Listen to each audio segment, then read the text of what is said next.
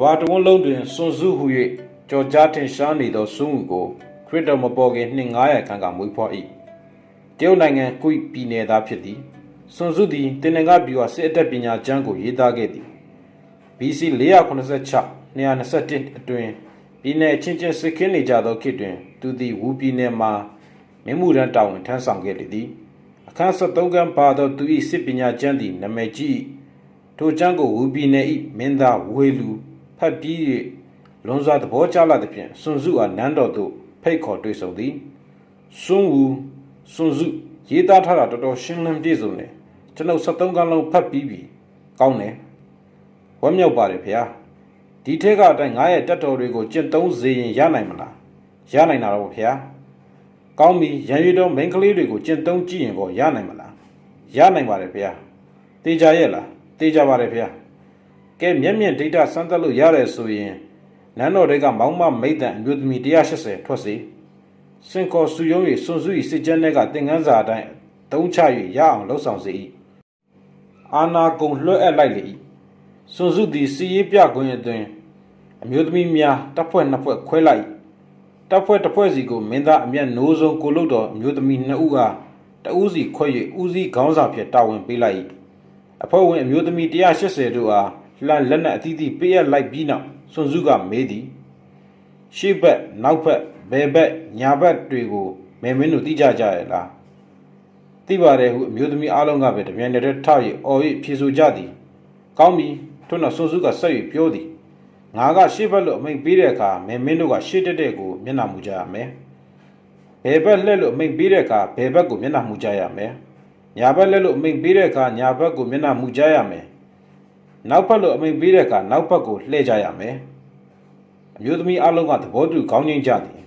စွန်စုကသူ၏စီကံကြီးမှုကိုအလေးနက်ပြုသည့်သဘောဖြင့်လက်မလျော့အာနာပကွက်သားဓာလက်နက်ဖြင့်အသင့်ရှိနေစေသည်ထို့နောက်စစ်စီတီး၍စီရေးပြပွဲစတင်ပြုလုပ်၏အမိန်တန်ပေါ်ထွက်လာသည်သို့သောအမျိုးသမီးများအားလုံးတယောက်မှနေရာမရွှေ့ဘဲတဟားဟားနှင့်ရေ၍သာရည်နေသည်ဤတွင်အမိန်ပေးမှုမရှင်းလင်းသောကြောင့်တပ်ဖွဲ့ဝင်များနားမလည်ခြင်းဖြစ်ကြောင်းယင်းသို့နားမလည်ခြင်းအတွက်အမိန်ပေးသူတွင်အပြစ်ရှိကြောင်းစွန်စုကစိတ်ရှည်စွာရှင်းပြသည်ထို့နောက်တစ်ကြိမ်ထပ်မံလေ့ကျင့်ရန်သူကညွှန်ကြား၏ဒုတိယကြိမ်စစ်စီစင်မောင်းတီးခတ်ကထပ်မံအမိန်ပေးပြန်သည်ဤတစ်ကြိမ်တွင်လည်းအမျိုးသမီးတွေကစီရေးလေ့ကျင့်မှုကိုမပြုလုပ်ဘဲဟားတိုက်၍သာရည်နေကြ၏ထို့ပြင်စွန်စုကပြောသည်အမိန်ပေးမှုမရှင်းလင်းတဲ့အတွက်နားမလည်ကြခြင်းဖြစ်သည်ဒီအတွက်အမိန်ပေးသူမှာအပြစ်ရှိတယ်အမိန်ပေးမှုရှင်းလင်းပေမဲ့တပ်ဖွဲ့ဝင်တွေကလိုက်နာမှုမရှိရင်လည်းအဲ့ဒီအတွက်သူတို့ကိုကြီးကြပ်ကုတ်ကဲတဲ့အရာရှိတွေမှာအပြစ်ရှိတယ်စွန်စုကရင်းတို့ပြောပြီးနောက်တပ်ဖွဲ့နှစ်ဖွဲ့ကိုဥဆောင်ကုတ်ကဲရသောကိုလုတ်တော်အမျိုးသမီး2ဦးကိုကိုမြတ်ရန်ခေါ်ထုတ်သွားကြဟုအမိန်ပေးလိုက်ဤတွင်စီရေးလေ့ကျင့်ပွဲမန်ဒတ်ဆောင်စင်မြင့်ပေါ်၌ကြည့်ရှုနေသောမင်းသားဟေလူသည်သူအနှစ်သက်ဆုံးကိုလုတ်တော်2ဦးဟာကိုမြတ်ရန်ခေါ်ထုတ်သွားသည်ကိုမြင်ရသောအခါအလွန်စိတ်မချမ်းမသာဖြစ်သောကြောင့်အောက်ပါစာကျွန်ကိုစွန်စုတံပေးလိုက်လေသည်စစ်သူကြီးစီရေးပြအလွန်ကျွမ်းကျင်ကြောင်းကျွန်ုပ်ယုံကြည်သည်တို့ရတွင်ကိုလုတ်တော်မောင်းမ2ယောက်မရှိတော့လျင်ကျွန်ုပ်၏စားတော်ဘဲမှအရသာရှိတော့မည်မဟုတ်ချေထို့ကြောင့်၎င်းတို့ကအသက်ချမ်းသာခွင့်ပေးစေလိုသည်ထိုအခါစွန်စုကမိမိသည်တပ်ဖွဲ့များဥဆောင်ကိုကဲ၍စီရေးပြခွင့်ကိုမင်းသားစီမှရရှိခဲ့ပြီးဖြစ်ကြောင်းထို့ကြောင့်အခြေအနေရလိုအပ်လျင်မိမိအနေဖြင့်မင်းသား၏အမိန်အာဏာကိုပင်ဖီဆန်၍လှုပ်ဆောင်ခွင့်ရှိကြောင်းပြန်ကြားလိုက်၏ထို့နောက်စံနမူနာအဖြစ်တပ်ဖွဲ့ကိုလုတ်တော်မောင်းမ2ယောက်အားခေါင်းဖြတ်၍ကွမျက်စေသည်၎င်းတို့နေရာတွင်နောက်ထပ်ကိုလုတ်တော်မောင်းမ2ယောက်အားအစားထိုးခံထားကတပ်ဖွဲ့များကိုဥဆောင်စေသည်ထို့နောက်စီရေးပြပွဲကိုဆက်လက်ပြုလုပ်ရာအလုံးစုံချောမောအောင်မြင်သည်တပ်ဖွဲ့ဝင်အမျိုးသမီးများအားလုံးပင်ဘယ်ဘက်သို့လှည့်ခြင်းညာဘက်သို့လှည့်ခြင်းရှေ့ဘက်သို့လှည့်ခြင်းနောက်ဘက်သို့လှည့်ခြင်းဒူးထောက်ထိုင်ခြင်းပြန်ထားခြင်းတို့ကိုရေမောခြင်းသို့မဟုတ်မကျေနပ်သည့်အပြုအမူလုံးဝမရှိဘဲကျိုးနွံစွာလှုပ်ဆောင်ကြသည်ထို့နောက်စနစ်တကျစီရေးပြလေ့ကျင့်ထားပြီးသောတပ်ဖွဲ့များအားမင်းသားကိုယ်တိုင်ကြွရောက်စစ်ဆေးပါမည့်အကြောင်းစေတမန်လွှတ်၍ရှောက်တင်စေသည်မင်းသားကြည့်ရှုလျင်ရန်ရွေတော်တပ်ဖွဲ့စွမ်းရည်တရုတ်ပြဖျက်ကျော်ရန်အတွက်ရေမီအတားအဆီးကိုပင်ပြင်ဆင်ထားစေသည်သို့တော်လည်းမင်းသားဟေလူသည်တပ်ဖွဲ့များအားကိုယ်တိုင်ကြွရောက်စစ်ဆေးခြင်းမပြုခဲ့ချေထိုအခါစွန်စုကမင်းသားဟာစကားပြောဖို့လောက်ကိုသာနှစ်သက်သူဖြစ်တယ် သို့ပေမဲ့ဒီစကားကိုလက်တွေ့အကောင့်ထဲပေါ်တဲ့နေရာမှာသူမလုံနိုင်ရှာဘူးဟူ၍ကောက်ချက်ချပြောဆိုလိုက်လေသည်ဤတွင်မင်းသားသည်စွန်စု၏မှတ်ချက်ချစကားကြောင့်အဆက်ကြီးရှက်မိသွားလေသည်သို့တော်လည်းမင်းသားကစွန်စု၏စွမ်းစားကိုအတိအမှတ်ပြုသောကြောင့်စွန်စုအားဟူတက်မတော်၏စစ်သူကြီးဖြစ်ပင်ခန့်အပ်လိုက်လေသည်ခရစ်တော်မပေါ်ခင်တက္ကရာ906ခုနှစ်အတွင်းစွန်စုသည်ဇုပြည်နယ်အား9ချိန်တိုင်စစ်ချီတိုက်ခိုက်ခဲ့သည်ဇုပြည်နယ်ကဝူပြည်နယ်၏လက်အောက်ခံပြည်နယ်ဖြင့်သတ်မှတ်ထားခြင်းကိုမကျေနပ်သောကြောင့်ဖြစ်သည်နောက်ဆုံးတွင်စွန်စု၏တပ်မတော်ကအောင်ပွဲခံပြီးဇုပြည်နယ်၏မြို့တော်ဖြစ်သောရင်ဒူကိုသိမ်းပိုက်လိုက်သည်ဇုပြည်နယ်၏ဘုရင်ဖြစ်သောဇာအိုမှာစစ်တမ်းထောင်းချောင်းကြည်ုံမြမကသူ၏ပြည်နယ်အားလုံးကိုစွန့်ခွာကာထွက်ပြေးရလေသည်ထိုမှနောက်နှစ်ပေါင်း20လုံးလုံးစွန်စုကုတ်ကဲဦးစီးသောဘူတပ်မတော်သည်အိန္ဒိချင်းပြည်နယ်များဖြစ်သောကွီပြည်နယ်ကွင်းပြည်နယ်နှင့်ယူပြည်နယ်တို့ကိုဇက်တိုက်အောင်ပွဲခံပြီးအပြည့်သက်သိမ်းယူနိုင်ခဲ့သည်သို့တော်လည်းစစ်သူကြီးစွန်စုကွယ်လွန်သွားပြီးနောက်စက္ကန့်ခဲ့ကြသောစစ်သူကြီးအဆက်ဆက်တို့သည်စွန်စု၏စစ်တင်ကဗျူဟာသဘောတရားများကိုလိုက်နာကျင့်သုံးခြင်းမပြုသောကြောင့်ကျူးကျော်တိုက်ခိုက်လာသောရန်သူများအားပြန်လည်တိုက်ခိုက်နိုင်ခြင်းမရှိဘဲတပွဲပြီးတပွဲရှုံးကနောက်ဆုံးတွင်ခရစ်တော်မပေါ်ခင်တက္ကရာ483ခုနှစ်ရောက်သောအခါဟူတိုင်ငံတော်ကြီးတစ်ခုလုံးပြိုကွဲပြတ်သုံးသွားခဲ့သည်စွန်စု၏စစ်ပညာသည်စာအုပ်ထဲတွင်သာရှိသည့် theory သဘောတရားမဟုတ်လက်တွေ့ကျင့်သုံးလိုက်နာလျင်စစ်အောင်နိုင်စေပြီးအသုံးမချတတ်လျင်စစ်ပွဲများရှုံးနိုင်ရတတ်၏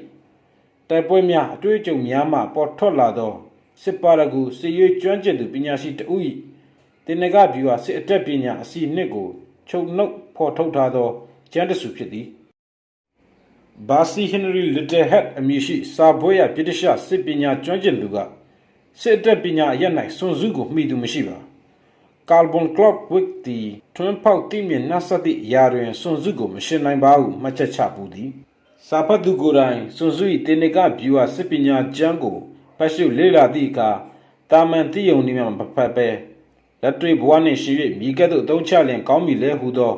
မိမိဘဝအသုံးချမှုရှုထောင့်ကချင်းကပ်လေ့လာလေလေအမှန်တကယ်အသုံးဝင်ဖို့တန်ကြောင်းတွေ့ရလေလေဖြစ်သည်ဟုမြန်မာဘာသာပြန်သူကပမာဏအနေဖြင့်ရဲဝံ့စွာအာမခံလိုက်သည်ချစ်နိုင်စိတ်ပညာ19ရက်9လ2003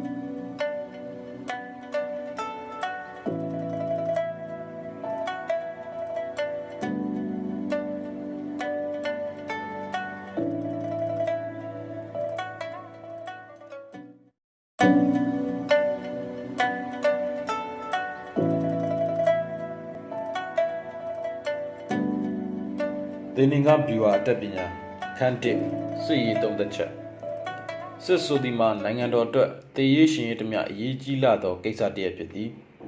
စစ်သည်ပြည်သူလူထု၏အသက်ရှင်ရေးတော်၎င်းတည်ကြည်ပျက်စီးရေးတော်၎င်းသက်ဆိုင်လျက်ရှိုံမြတ်မကနိုင်ငံတော်တည်တံ့ခိုင်မြဲရေးကို၎င်းပြတ်သုံးရေးတော်၎င်းဖြစ်ပေါ်စေနိုင်သည်ထို့ကြောင့်စစ်ပညာကိုစိတ်ဆက်သေးကြစွာဂရုတစိုက်လေ့လာစီးပူးထိုက်သည်စစ်မှတ်ရေးရာကိုစဉ်းစားသုံးသပ်ရာတွင်မရှိမဖြစ်အခြေခံအချက်ကြီး၅ချက်ပါဝင်သည်၎င်းတို့မှာအောက်ပါတိုင်းဖြစ်ကြသည်စိတ်သက်ရေးရာလွှမ်းမိုးရေးတဘာဝရာသီဥတုမြေပြင်အခြေအနေခေါင်းဆောင်မှုလှုပ်ထုံးလုပ်နည်းစီကံဥပဒေစိတ်သက်ရေးရာပြည်သူပြည်သားများကိုသူတို့၏ခေါင်းဆောင်များနှင့်ယုံကြည်ချက်ခံယူချက်ဥတည်ချက်စသည်တို့တွင်တညီတညွတ်တည်းဖြစ်စေရမည်ပြည်သူနှင့်အစိုးရသည်တူညီသောရည်မှန်းချက်မျှော်မှန်းချက်များကိုမျှဝေခံစားရမည်ပြည်သူနှင့်အစိုးရသည်တွေ့ကြုံရသမျှအကောင်းအဆိုးမှန်သမျှကိုတေးအတူရှင်းမကွာရှင်းတွဲလှုပ်ဆောင်ရသည်စီယုံလှုံ့ဆော်ရေးဆွဲဆောင်သိမ်းသွင်းရေးတစိမ့်တဝမ်းစီလုံးရေးသည်အရေးကြီးဆုံးပထမချက်ဖြစ်သည်ရာသီဥတုနွေရာသီပူပြင်းမှုမိုးရာသီဆူဆွတ်ထမ်းမှန်းမှုဆောင်းရာသီအေးမြမှုအားလုံးတို့သည်စစ်စင်ရေးအပေါ်တွင်ယင်းရာသီဥတုတို့၏အကျိုးသက်ရောက်မှုတွက်ချက်သုံးသပ်ရာတွင်ပါဝင်သည်ရေပြင်အခြေအနေ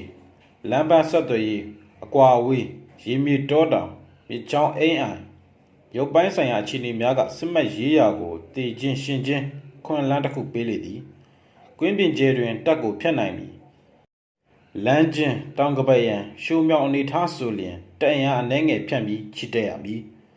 တိုက်ပွဲဆင်းသည့်အမြေအခြေအနေကိုကြိုတင်မျှော်မြင်ဆင်ခြင်ရမည်ခေါင်းဆောင်ကိုယ်ကဲမှုစစ်ဘက်ခေါင်းဆောင်သို့မဟုတ်စစ်သူကြီးသည်အောက်ပါရည်သွင်း900နှင့်ပြည့်စုံစေရမည်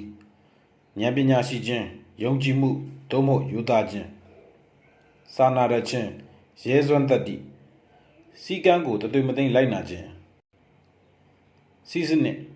စုပေးစနစ်အုတ်ချုပ်ထောက်ပံ့ပေးစနစ်ဖွဲ့စည်းပုံကြီးကြပ်ကွက်ကဲပုံမှန်ကန်စွာတာဝန်ခိုးဝေပုံယာတုခန့်အပ်ပုံစသည့်လုပ်ငန်းနည်းစနစ်များကောင်းမွန်မှန်ကန်ရမည်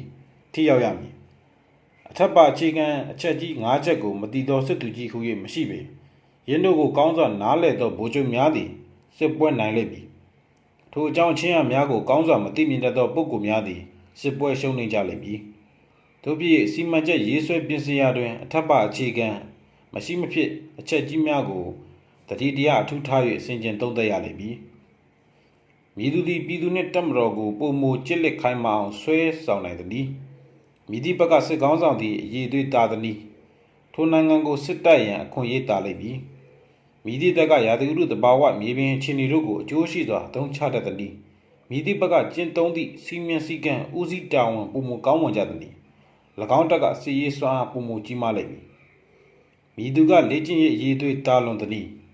မြည်သူကစုပေးတံပေးစနစ်မှန်ကန်စွာအသုံးချတတ်သည်အထက်ပါချင်းရာတို့ပေါ်လေးလာချိန်ထိုးစီစစ်ပြီးမြည်သည့်ဘက်ကအောင်နိုင်လိမ့်မည်မြည်သည့်ဘက်ကရှုံးနေလိမ့်မည်ဆိုသောအချက်ကိုကြိုတင်ဟောကိန်းထုတ်နိုင်သည်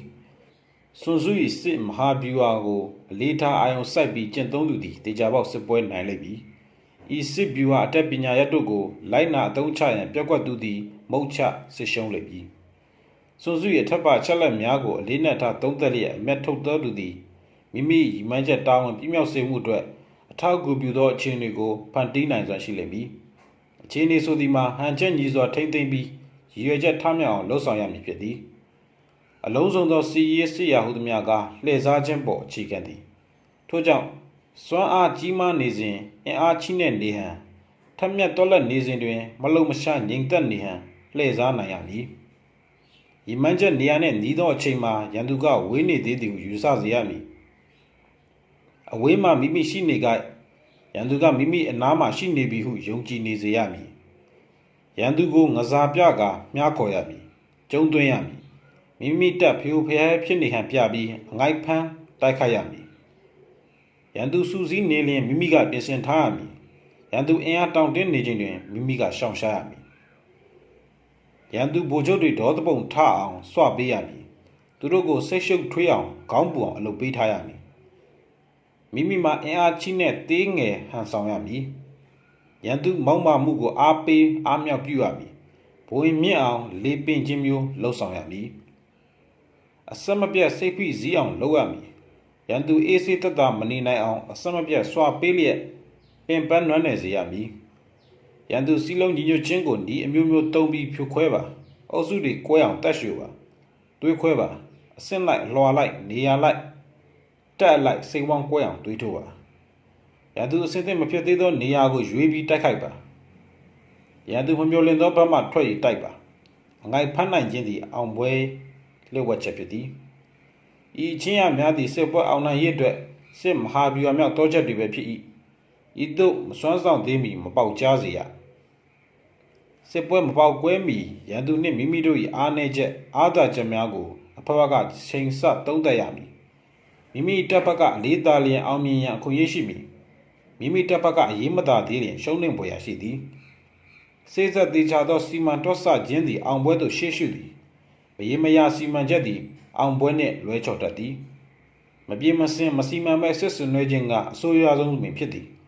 အထက်ပါပေါင်းဆက်ညှိနှိုင်းခြင်းများအပေါ်မူတည်၍အဖြေထွက်မည်ချစ်နိုင်စိတ်ပညာ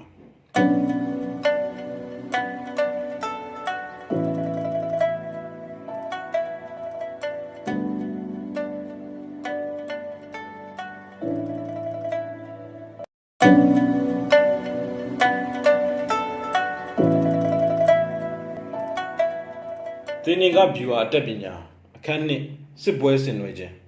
ရေဘူးအားဖြင့်စစ်စင်ရေးတရက်တိုက်ခိုက်မည်ဆိုလျင်စစ်မြေပြင်အတွက်တိုက်ပွဲစစ်မြင်းထား1000လိုသည်မြင်း၄កောင်ဆွဲသောမြင်းလဲနွားလဲ1000လိုသည်ကီလိုမီတာ1000ကျော်ဝေးသောအရက်သို့ချီတက်နိုင်စွမ်းရှိသည့်စစ်သည်သိန်းလိုအပ်သည်ရိခါထောက်ပံ့ရေး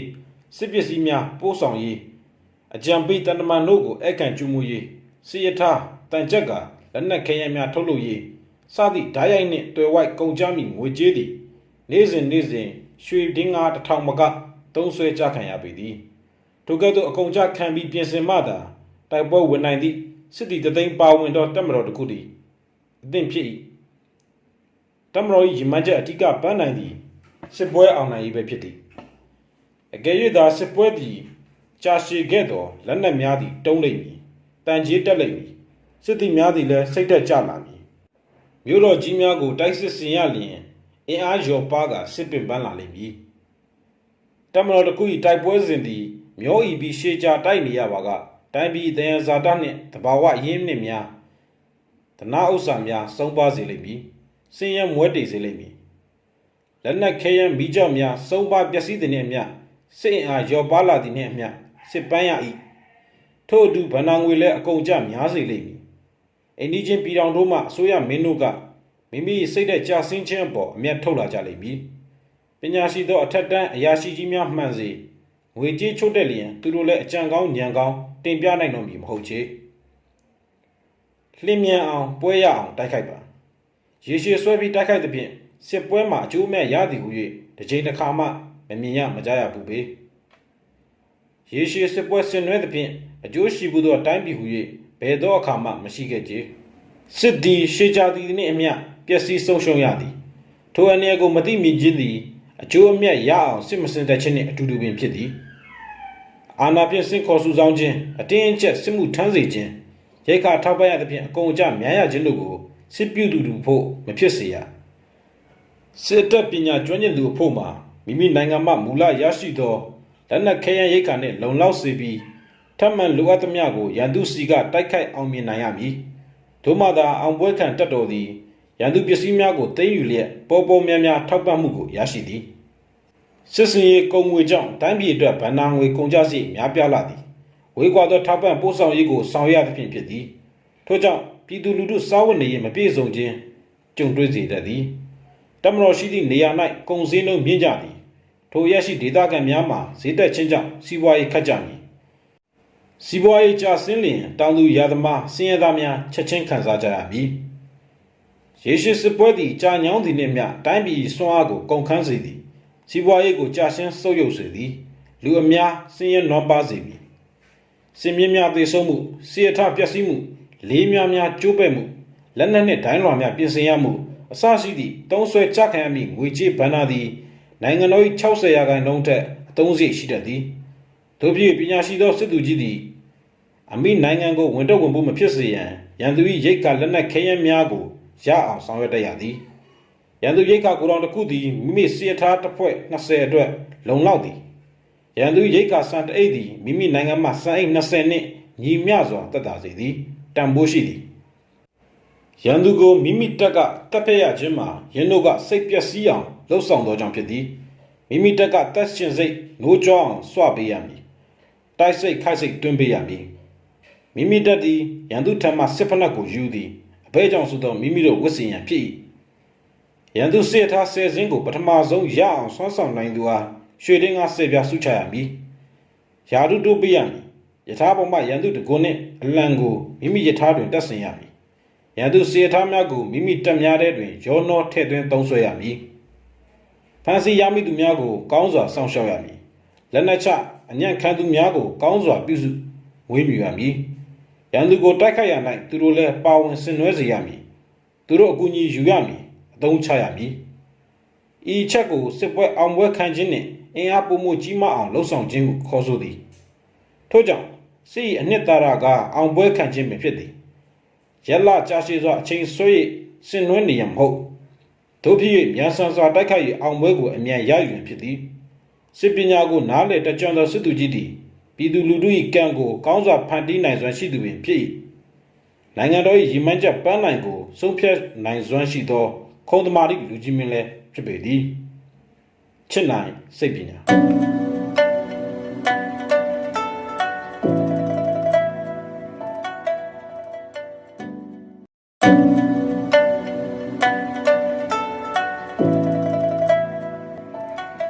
သင်္ကန်းဗျူဟာအတတ်ပညာအခန်း3စစ်မဟာဗျူဟာထိုးစစ်ရေဘူးအားဆိုလျင်စီရေးစီရာတွင်ကောင်းဆုံးသောမူဝါဒမှာတိုင်းပြည်တစ်ပြည်ကိုမထိခိုက်ပဲရယူခြင်းဖြစ်သည်ထို ထိုတိုင်းပြည်ကိုဖျက်ဆီးပစ်လိုက်ခြင်းကတော့အထက်ပါနီလန်းတက်ပို၍နှိမ့်ကြသည်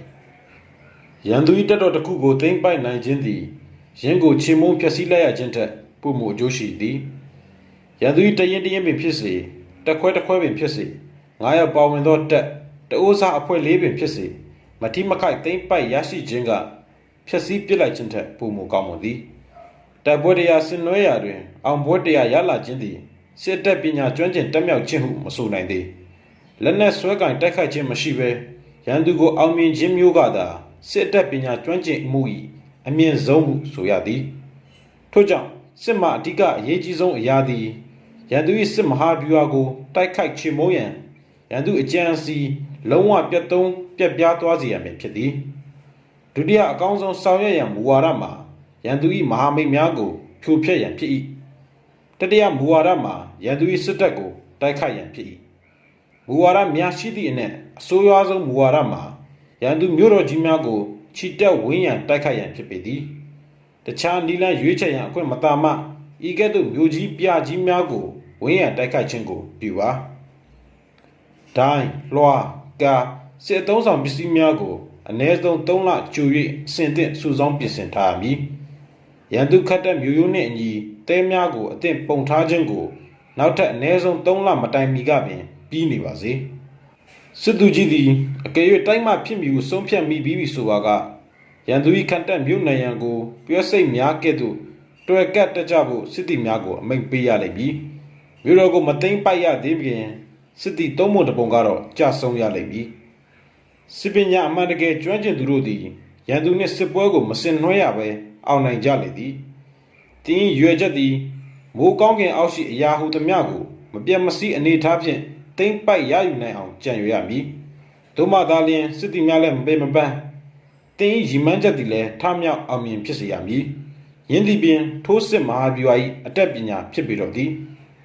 အကျိုးဆက်အနေဖြင့်တက်ရန်အသုံးချရာတွင်မှတ်သားရမည့်အချက်များရှိသည်ရန်သူထက်မိမိအင်အား10ဆများလျင်သူ့ကိုဝိုင်းဝန်းပိတ်ဆို့ပြီးလက်ရဖမ်းပါမိမိကရန်သူအင်အားထက်9ဆတာနေလျင်တိုက်စစ်ဆင်ပါအင်အား2ဆတာလျင်ရန်သူကို2ချမ်းခွဲပါသို့မဟုတ်နှစ်ဖက်ညှက်တိုက်ပါအင်အားဇာတူဖြစ်နေခဲ့တော့တိုက်လူကတိုက်နိုင်သည်အလွန်တော်သောစစ်သူကြီးမှနိုင်အောင်တိုက်နိုင်ပြီမိမိကအင်အားနည်းလျင်ခွာစစ်ဆင်ပါ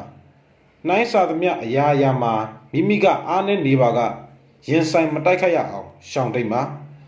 တက်အင်အားနည်းတော်ညာလက်နက်အင်အားတာလွန်ပါကရင်ဆိုင်တိုက်ခိုက်နိုင်သည်သို့တော်အမြန်ခွာတဲ့သည်စစ်သူကြီးသည်နိုင်ငံတော်ကိုကာကွယ်သူဖြစ်၏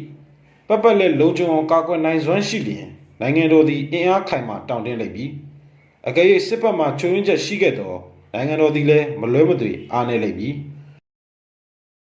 အုပ်စိုးသူကသူ၏စစ်တပ်အပေါ်ဒုက္ခပေးနိုင်သောအခြေအနေ၃မျိုးရှိသည်ပထမအချက်မှာတပ်မတော်ကမချီတက်သင့်သောအခြေအနေမှာ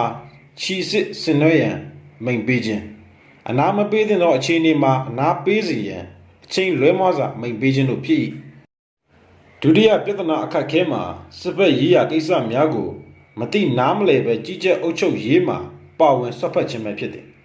စစ်ဘက်ခေါင်းဆောင်အရာရှိများကိုစိတ်ရှုပ်ထွေးစေတတ်တယ်တတိယမှာကိုကဲမှုပြဿနာကိုကျွမ်းကျင်မှုမရှိဘဲတာဝန်ပေးရခြင်းတာဝန်ခွဲဝေရာတွင်ဝင်ရောက်ချဲ့လဲခြင်းလို့ဖြစ်တယ်အရာရှိများစိတ်ထဲမှာမရေရာတန်တရားဝင်စီတော့အကြောင်းဖြစ်စေတတ်တယ်တမတော်ထဲမှာစိတ်ရှုပ်ထွေးခြင်းတန်တရားဖြစ်ခြင်းတို့ဖြစ်ပွားနေခဲ့တော့အိန္ဒိချင်းမင်းတို့ကဒုက္ခပေးတတ်ကြသည်ရှေးထုံးစကပုံပမာဖြစ်သည်စိတ်ရှုပ်ထွေးသောတမတော်တစ်ခုသည်တခြားတိုင်းပြည်တစ်ခုအတွက်အောင်ပွဲကိုပေးအပ်ရာရောက်စေသည်အောင်ပွဲကိုဟောကိန်းထုတ်ရန်အခြေအနေတွင်ပြင်လက္ခဏာ5မျိုးရှိသည်ဘယ်အချိန်မှသူနိုင်အောင်တိုက်နိုင်သည်ဘယ်အချိန်မှသူမတိုက်နိုင်ဆိုသောအချက်ကိုနားလေသိမြင်သူသည်အောင်ပွဲရလိမ့်မည်တက်ရန်အသေးအကြီးတို့ကိုဘလို့အသုံးချရမည်ကိုနားလေတွကြွသူသည်အောင်ပွဲရလိမ့်မည်အဆင့်တိုင်း၌စီလုံးညီညွတ်မှုရှိနေပြီးရည်ချက်အပေါ်မမိတ်မွယ်သောယုံကြည်စေနိုင်သူသည်အောင်ပွဲခံလိမ့်မည်တတိရှိစွာဖြင့်အရာရာကိုကြိုတင်ပြင်ဆင်လှုပ်ဆောင်လျက်ရန်သူအသင့်မဖြစ်နေခြင်းကိုရွေးချယ်ဆောင်ဆိုင်ပြီးတိုက်ခိုက်တတ်သူသည်အောင်ပွဲခံနိုင်လိမ့်မည်အမှန်တကယ်စွမ်းဆောင်နိုင်သူများကိုလူမှန်နေရာမှန်ရွေးချယ်တာဝန်ပေးတတ်သူအုပ်စိုးသူ၏ဝင်ရောက်ဆွတ်ဖက်ချဲလဲနှောက်ယှက်မှုကိုလက်မခံသောသူ ထိုစစ်သူကြီးသည်အောင်ပွဲခံလိမ့်မည်အထက်ပါ၅ချက်တို့သည်ကအောင်မြင်မှုအတွက်မရှိမဖြစ်လိုအပ်ချက်ဖြစ်သည်ဟုမှတ်ယူသိရှိထားမည်ရန်သူအကြောင်းကိုအသေးစိတ်သိပါရန်သူအကြောင်းကိုတိတိကျကျသိပါမိမိအခြေအနေကိုမှန်ကန်စွာသိပါတိုက်ပွဲတရားတွင်တိုက်ပွဲတိုင်းအောင်မြင်လိမ့်မည်အချင်းသူသည်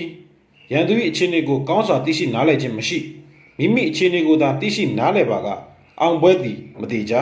နိုင်ကောင်းနိုင်မည်ရှုံးကောင်းရှုံးနိုင်မည်ရန်သူ၏အခြေအနေကိုလုံးဝမသိရှိမိမိအခြေအနေကိုလည်းကောင်းစွာမသိရှိ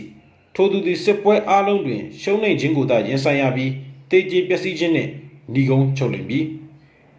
ချစ်နိုင်စိတ်ပညာ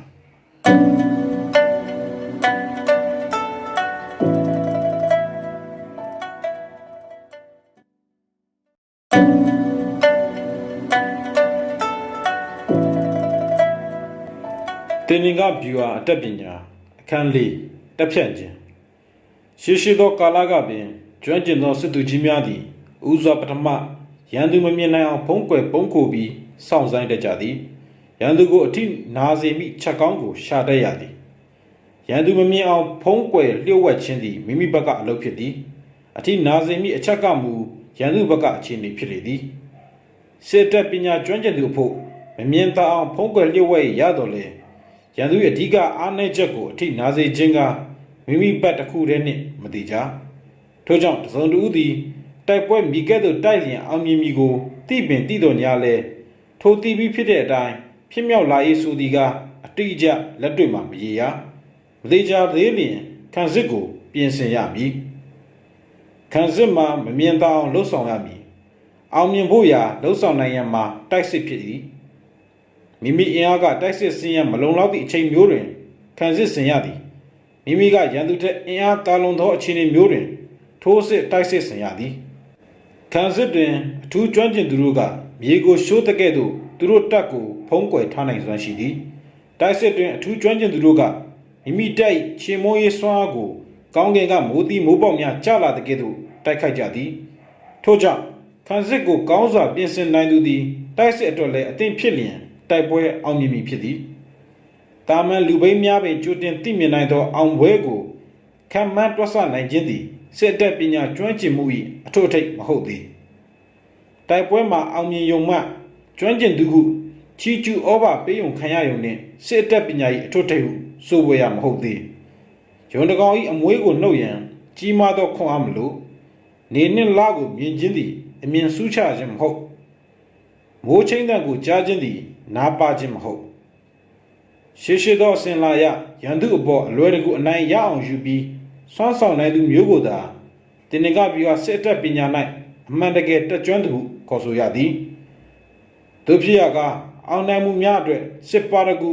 စစ်သူရဲကောင်းကြီးများသည်သူတို့၏ပညာပြည့်စုံခြင်းအတွက်တော်၎င်းရဲစံတတိရှိခြင်းအတွက်တော်၎င်းဂုံသတင်းကြော်ကြားထင်ရှားခြင်းကိုများရှိခဲ့ကြစေအဘယ်ကြောင့်ဆိုသောသူတို့အောင်မြင်မှုကြီးကြီးမားမားကိုမပင်မပန်းအလွယ်တကူနှင့်အောင်ပွဲဆင်နိုင်ခြင်းကြောင့်ဖြစ်သည်ခက်ခက်ပင်ပန်းပန်းတိုက်ပွဲဆင်၍ရတာကမှလူတွေကအထင်ကြီးခြင်းဂုဏ်ပြုခြင်းကြသည်မဟုတ်လောစစ်ပါရဂူတို့ကရန်သူအပေါ်ကျွမ်းကျင်စွာဖြင့်အလွယ်တကူပင်ချင်းမုံနိုင်နေအောင်မြင်ခဲ့ပြီးဖြစ်သည်ကျွမ်းကျင်သောစစ်သူကြီးသည်ရန်သူချင်းမုံခြင်းမခံရနိုင်သောအခြေအနေမျိုးကိုတေချာရွေးချယ်ပြီးခံစစ်ပြင်ဆင်သည်ရန်သူကိုအပြီးတိုင်ချင်းမုံဖို့အခွင့်အလမ်းကိုလက်မလွတ်တမ်းစုပ်ကင်ဖန်နိုင်သည်အောင်မြင်သောတပ်မတော်တစ်ခုသည်တိုက်ပွဲမဝင်ခင်ကပင်အောင်ပွဲအတွက်တေချာအောင်လှုပ်ဆောင်ထားပြီးဖြစ်သည်ထိုတပ်မတော်သည်ခံစစ်ဆင်နေရန်ပြင်ဆင်နေပင်မိမိအောင်မြင်ရမည်ဟုသောမျှော်လင့်ချက်ဖြင့်တန်တိတံခိုင်မာပြီးဖြစ်သည်ထမ်းမြတ်သောစနီးဗျူဟာခေါင်းဆောင်သည်ရွယ်ချက်ကိုတိတိကျကျရှင်းရှင်းလင်းလင်းရေးထားသည်ခိုင်ခိုင်မာမာမိမိတပ်ဖွဲ့များကိုအတိပေးညွှန်ကြားနှိုးဆော်ထားသည်အောင်ပွဲခံစဉ်ပြီးစီမင်းဥပဒေလှုပ်ထုံးလုံနည်းမူဝါဒများကိုချမှတ်ရေးဆွဲထား၏တင်းတင်းကြပ်ကြပ်လိုက်နာအကောင့်ထဲပေါ်စေသည်တင်ငါဗျူဟာစစ်တပ်ပညာများ၏အခြေခံအချက်များမှာ 1. အကွာဝေးအတိုင်းအတာ 2. လိုအပ်ချက်အရေးအတွက်များ 3. စစ်အားခွဲခြမ်းစိတ်ပြသုံးသက်ချက် 4. အင်အားနှိုင်းယှဉ်ချက်အားသာချက်အားနည်းချက်တို့မှနီလန်းဖော်ထုတ်ချက် 5. အောင်ပွဲခံရမည့်စီမံချက် အကွာဝေးအတိုင်းတာဆိုသည်မှာမြေပြင်အခြေအနေပေါ်မူတည်၍တက်ဆရမည်လိုအပ်ချက်အရေးအတွက်များမှာလူသူစင်မြင့်လက်နက်ခဲယမ်းရိတ်ကာရင်စသည့်တပ်အင်အားအပေါ်မူတည်တွက်ချက်ရသည်အင်အားနှိုင်းယှဉ်ချက်မှာဂိမ်းကနက်အရေးအတွက်ချင်းတူရရှင်ထိုးစဉ်းစားသုံးသပ်ပြီးအကောင်းဆုံးနီလန်းကိုစစ်သူကြီးကရွေးချယ်ရဖြစ်၏အောင်ပွဲသည့်နီလန်းနှင့်စီမံချက်မှန်ကန်စစ်ဆက်ခြင်းမှစဉ်သက်ပေါ်ထွက်လာသည်အောင်ပွဲခံပြီးတက်မတော်၏တိုက်ဆွမ်းအားသည်ခုခံအား1ကီလိုမြ4သောရန်သူပေါ်သို့တဒံခန့်ရှိသောဖိအားဖြင့်ကြီးမားသောအဟုန်ဖြင့်ထုရိုက်တဲ့ကဲ့သို့ရှိရမည်တပ်ဖြန့်ပုံအနေထားဖွဲ့စည်းပုံကောင်းမွန်သဖြင့်အောင်ပွဲခံပြီးစစ်သူကြီးသည်မိမိစစ်သည်များအားရန်သူကိုအဟုန်ပြင်းစွာတိုက်ခိုက်ပြီးအတူတရာနတ်သောဂျောက်ကဘာသို့ထိုးဆင်းသွားသောရေတံခွန်ကဲ့သို့ရန်သူများမျောပါကြဆုံးသွားအောင်ခြေမုံနိုင်လေသည်လွန်ခဲ့သောနှစ်ပေါင်း2500ကျော်ကတရုတ်ပြည်တွင်ပညာရှိတုခမိန်ကြီး2ဦးပေါ်ထွန်းခဲ့သည်တဦးသည်စစ်သူကြီးစွန်စုဖြစ်ပြီးကျန်တဦးမှာတွေးခေါ်ရှင်ကြီးကွန်ပျူတာဖြစ်စွန်စုကတင်နဂဗျူဟာကျမ်း The Art of War ကိုရေးသားခဲ့ပြီးကွန်ဖျူးရှပ်ကဩဝါဒကထာများ The Analyst ကိုရေးသားခဲ့သည်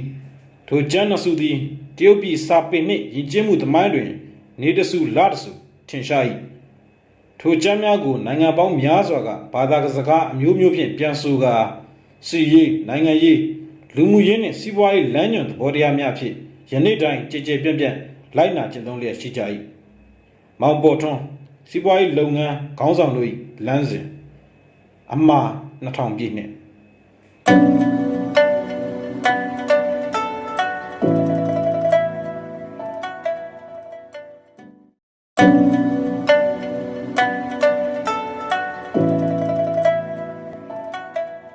တင်နဂဗျူဟာအတတ်ပညာအခန်းကဖွဲ့စည်းခြင်း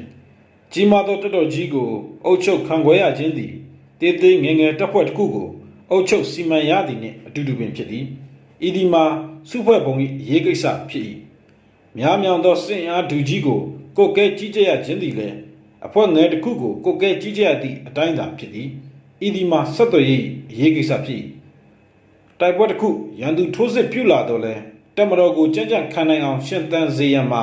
အဓိကရေးရသည်ခြုံကိုတိုက်ခိုက်ခြင်းသို့မဟုတ်ဓာတ်ရိုက်ရင်ဆိုင်ထိတ်တိုက်တွဲဆုံခြင်းကိုခံနိုင်ရရှိခြင်းနှင့်သက်ဆိုင်သည်ရန်သူနှင့်တိုက်ခိုက်သည့်အခါမိမိတပ်သည်ဓာသွေးကြောက်ကကြက်ဥပေါ်ထုချေတကဲ့သို့တိုက်ခိုက်ပါအမှားဆုံးအရာနှင့်အခွန်အကာကိုတိုက်တယ်လို့ဖြစ်ရမည်တိုက်ပွဲမှာရန်သူနှင့်ထိတွေ့ရ၌တဘာဝအင်အားကိုထိရောက်စွာသုံးချပါအာသာချက်ဖြင့်အားနည်းချက်ကိုထိုးနှံ့ပါအငိုက်ဖန်တိုက်ခိုက်နိုင်သူကအခွင့်အရေးသာလိမ့်မည်တဘာဝကိုလွန်သောစွမ်းအားအမျိုးမျိုးသည်ဤမိုးဤမြေကြားတွင်မရေမတွက်နိုင်အောင်ရှိကြသည်ကျွမ်းကျင်သောစစ်သူကြီးသည်ထိုအရင်းမြစ်များကိုအပြောင်းလဲအမျိုးမျိုးဖြင့်ဉာဏ်ကျက်စားသလောက်သုံးချနိုင်သည်မြေကြီးအရာမခန်းနိုင်ပဲမနာတမ်းစီးနေတဲ့ကဲ့သို့အဆက်မပြတ်အသုံးပြုနိုင်သည်စဝန်းလဲနေသည့်တပွဲနေနှစ်လားတို့ပေါ်ထွန်းပုံကွယ်ပြတ်ပုံတိုးလာပုံစုပ်သွားပုံရာသီဥတုများဖြတ်သွားပုံများမှနီးနာရ၏ဂီတသင်္ကေတအခြေခံ5မျိုးသာရှိတော်လဲတေးသွားဂူမူအမျိုးမျိုးအထွေထွေဆက်စုတွဲခတ်တိခတ်နိုင်သည်အခြေခံအယောင်5မျိုးထက်မပိုတော်လဲ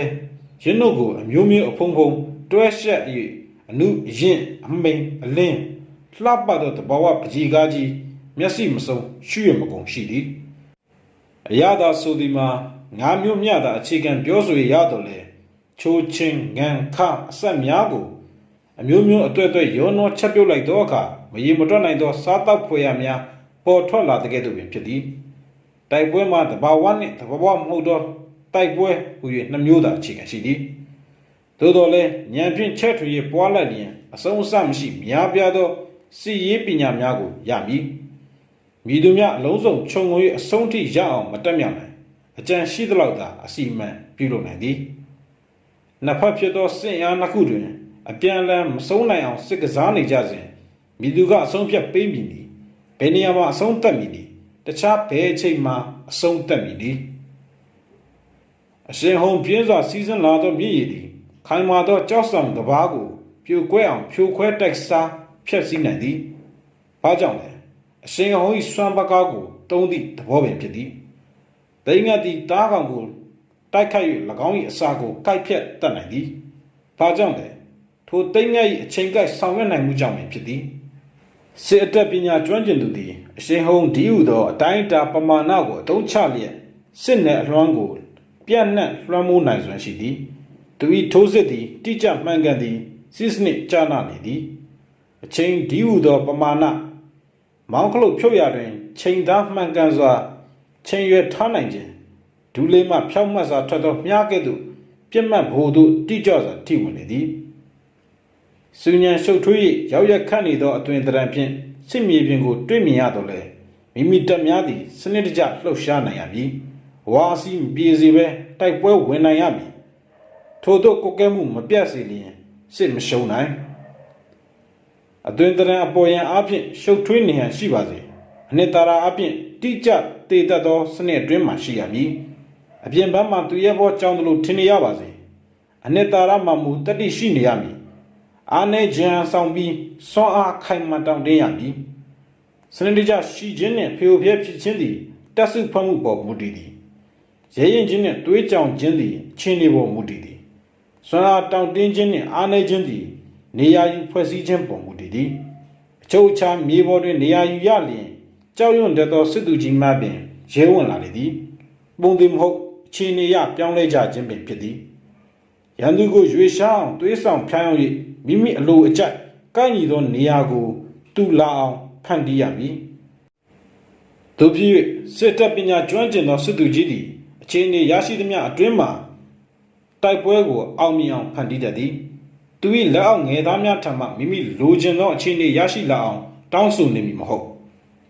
အခြေအနေအခွင့်အခါကိုအသုံးချမြတ်ထုတ်တတ်သောတပ်မှုကောင်းများကိုသူကရွေးချယ်တာဝန်ပေးတတ်သည်ရရင်သူကတိုက်စစ်တာဝန်သတိရှိသူကခံစစ်တာဝန်စသည်ဖြင့်ဖြစ်သည်မလုံနိုင်စွမ်းသောသူကိုတာဝန်ကြီးလေးစွာမပေးရကြံရည်ဖိုင်းမရှိသူထံမှလုပ်ငန်းပြပြမှုမတောင်းဆိုရတော်သူကိုတော်သူလျောက်တာဝန်ပေး၍ချီးမြှောက်ရမည်အခြေအနေတိုင်းရပ်တည်တဲ့သူကိုနေရာချလျင်ကြောက်တုံးကိုမြေကြီးမှာချတဲ့ကဲ့သို့ရှိမည်မညီညာသောမြေပြင်မှာချလျင်ရွေရှားလိမ့်မည်လေးတောင်ကြလျင်ရပ်သွားမည်လုံးဝလျင်သူ့ဟာသူဆက်၍လိမ့်ဆင်းနေလိမ့်မည်ထို့ကြောင့်စွမ်းရည်ဉာဏ်ရည်ရှိသောတပ်မှုကောင်းများကိုကိုကဲမှုတာဝန်ပေးလိုက်ပါကလုံးဝသောကြောက်တုံးသည်စင်ကြီးလျှော့တယောက်လိမ့်ဆင်းရွေရှားတဲ့ကဲ့သို့ပင်တိုက်ပွဲတွင်ရန်သူနောက်ကသို့ထက်ကြမကွာတိုက်ခတ်၍အပြီးတိုင်နှိမ်နှင်းချင်မုန်းနိုင်သည်ချစ်နိုင်စိတ်ပညာ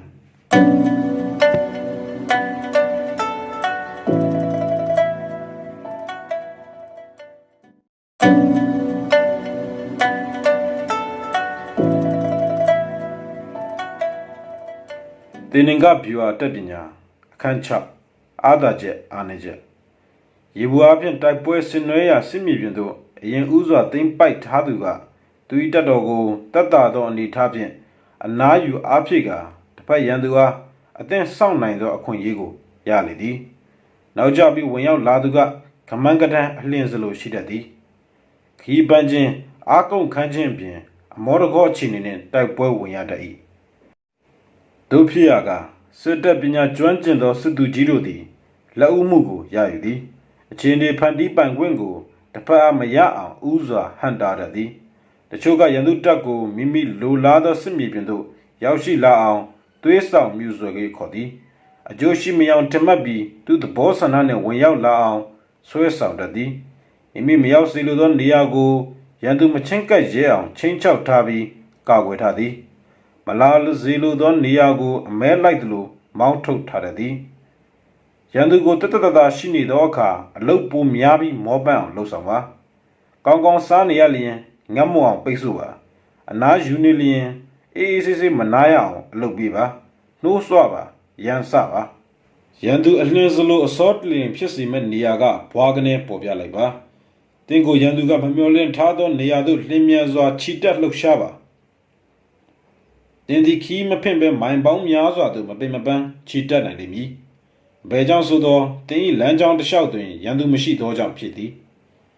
ရန်သူကာကွယ်သိမ့်ပိုက်မထားသောနေရာကိုဦးစားပေးတိုက်ခိုက်ရယူရန်တေချာမှတ်ထားပါရန်သူမတိုက်ခိုက်နိုင်သောနေရာမှာခံစစ်စင်ရန်သိမ့်ပိုက်ထားရမည် ထို့ကြောင့်ထိုးစစ်အတတ်ပညာတွင်ကျွမ်းကျင်သူသည်ရန်သူဘယ်နေရာမှာထိုးစစ်ဆင်မှမသိအောင်လုပ်တတ်သည်ခံစစ်အတတ်ပညာတွင်ကျွမ်းကျင်သူသည်ရန်သူဘယ်နေရာကိုတိုက်ရမှမသိအောင်မဝေခွဲတတ်အောင်လှုပ်ဆောင်တတ်သည်ခြေရာကောက်လို့မရအောင်အထောက်ထားရှာလို့မရအောင်ပါးနှက်သောပရိယေတို့ဖြင့်လျှို့ဝှက်ကောက်ကြသည်ရန်သူကအတိတ်ပဲစွန့်ဝါး၍မရအောင်မတော်ဆနိုင်အောင်ဖြစ်သည်တို့ဖြင့်စစ်တပ်ပညာကျွမ်းကျင်သူသည်ရန်သူ၏ကံကြမ္မာကိုကင်တွယ်ချေလည်နိုင်သည်တာလွန်သောအင်အားကိုစုယုံ၍ရန်သူအားနည်းရာကိုမိမိရွေးချယ်သောအချိန်နှင့်နေရာမှာတိုက်ပွဲဆင်၍အောင်ပွဲကိုယူတတ်လေသည်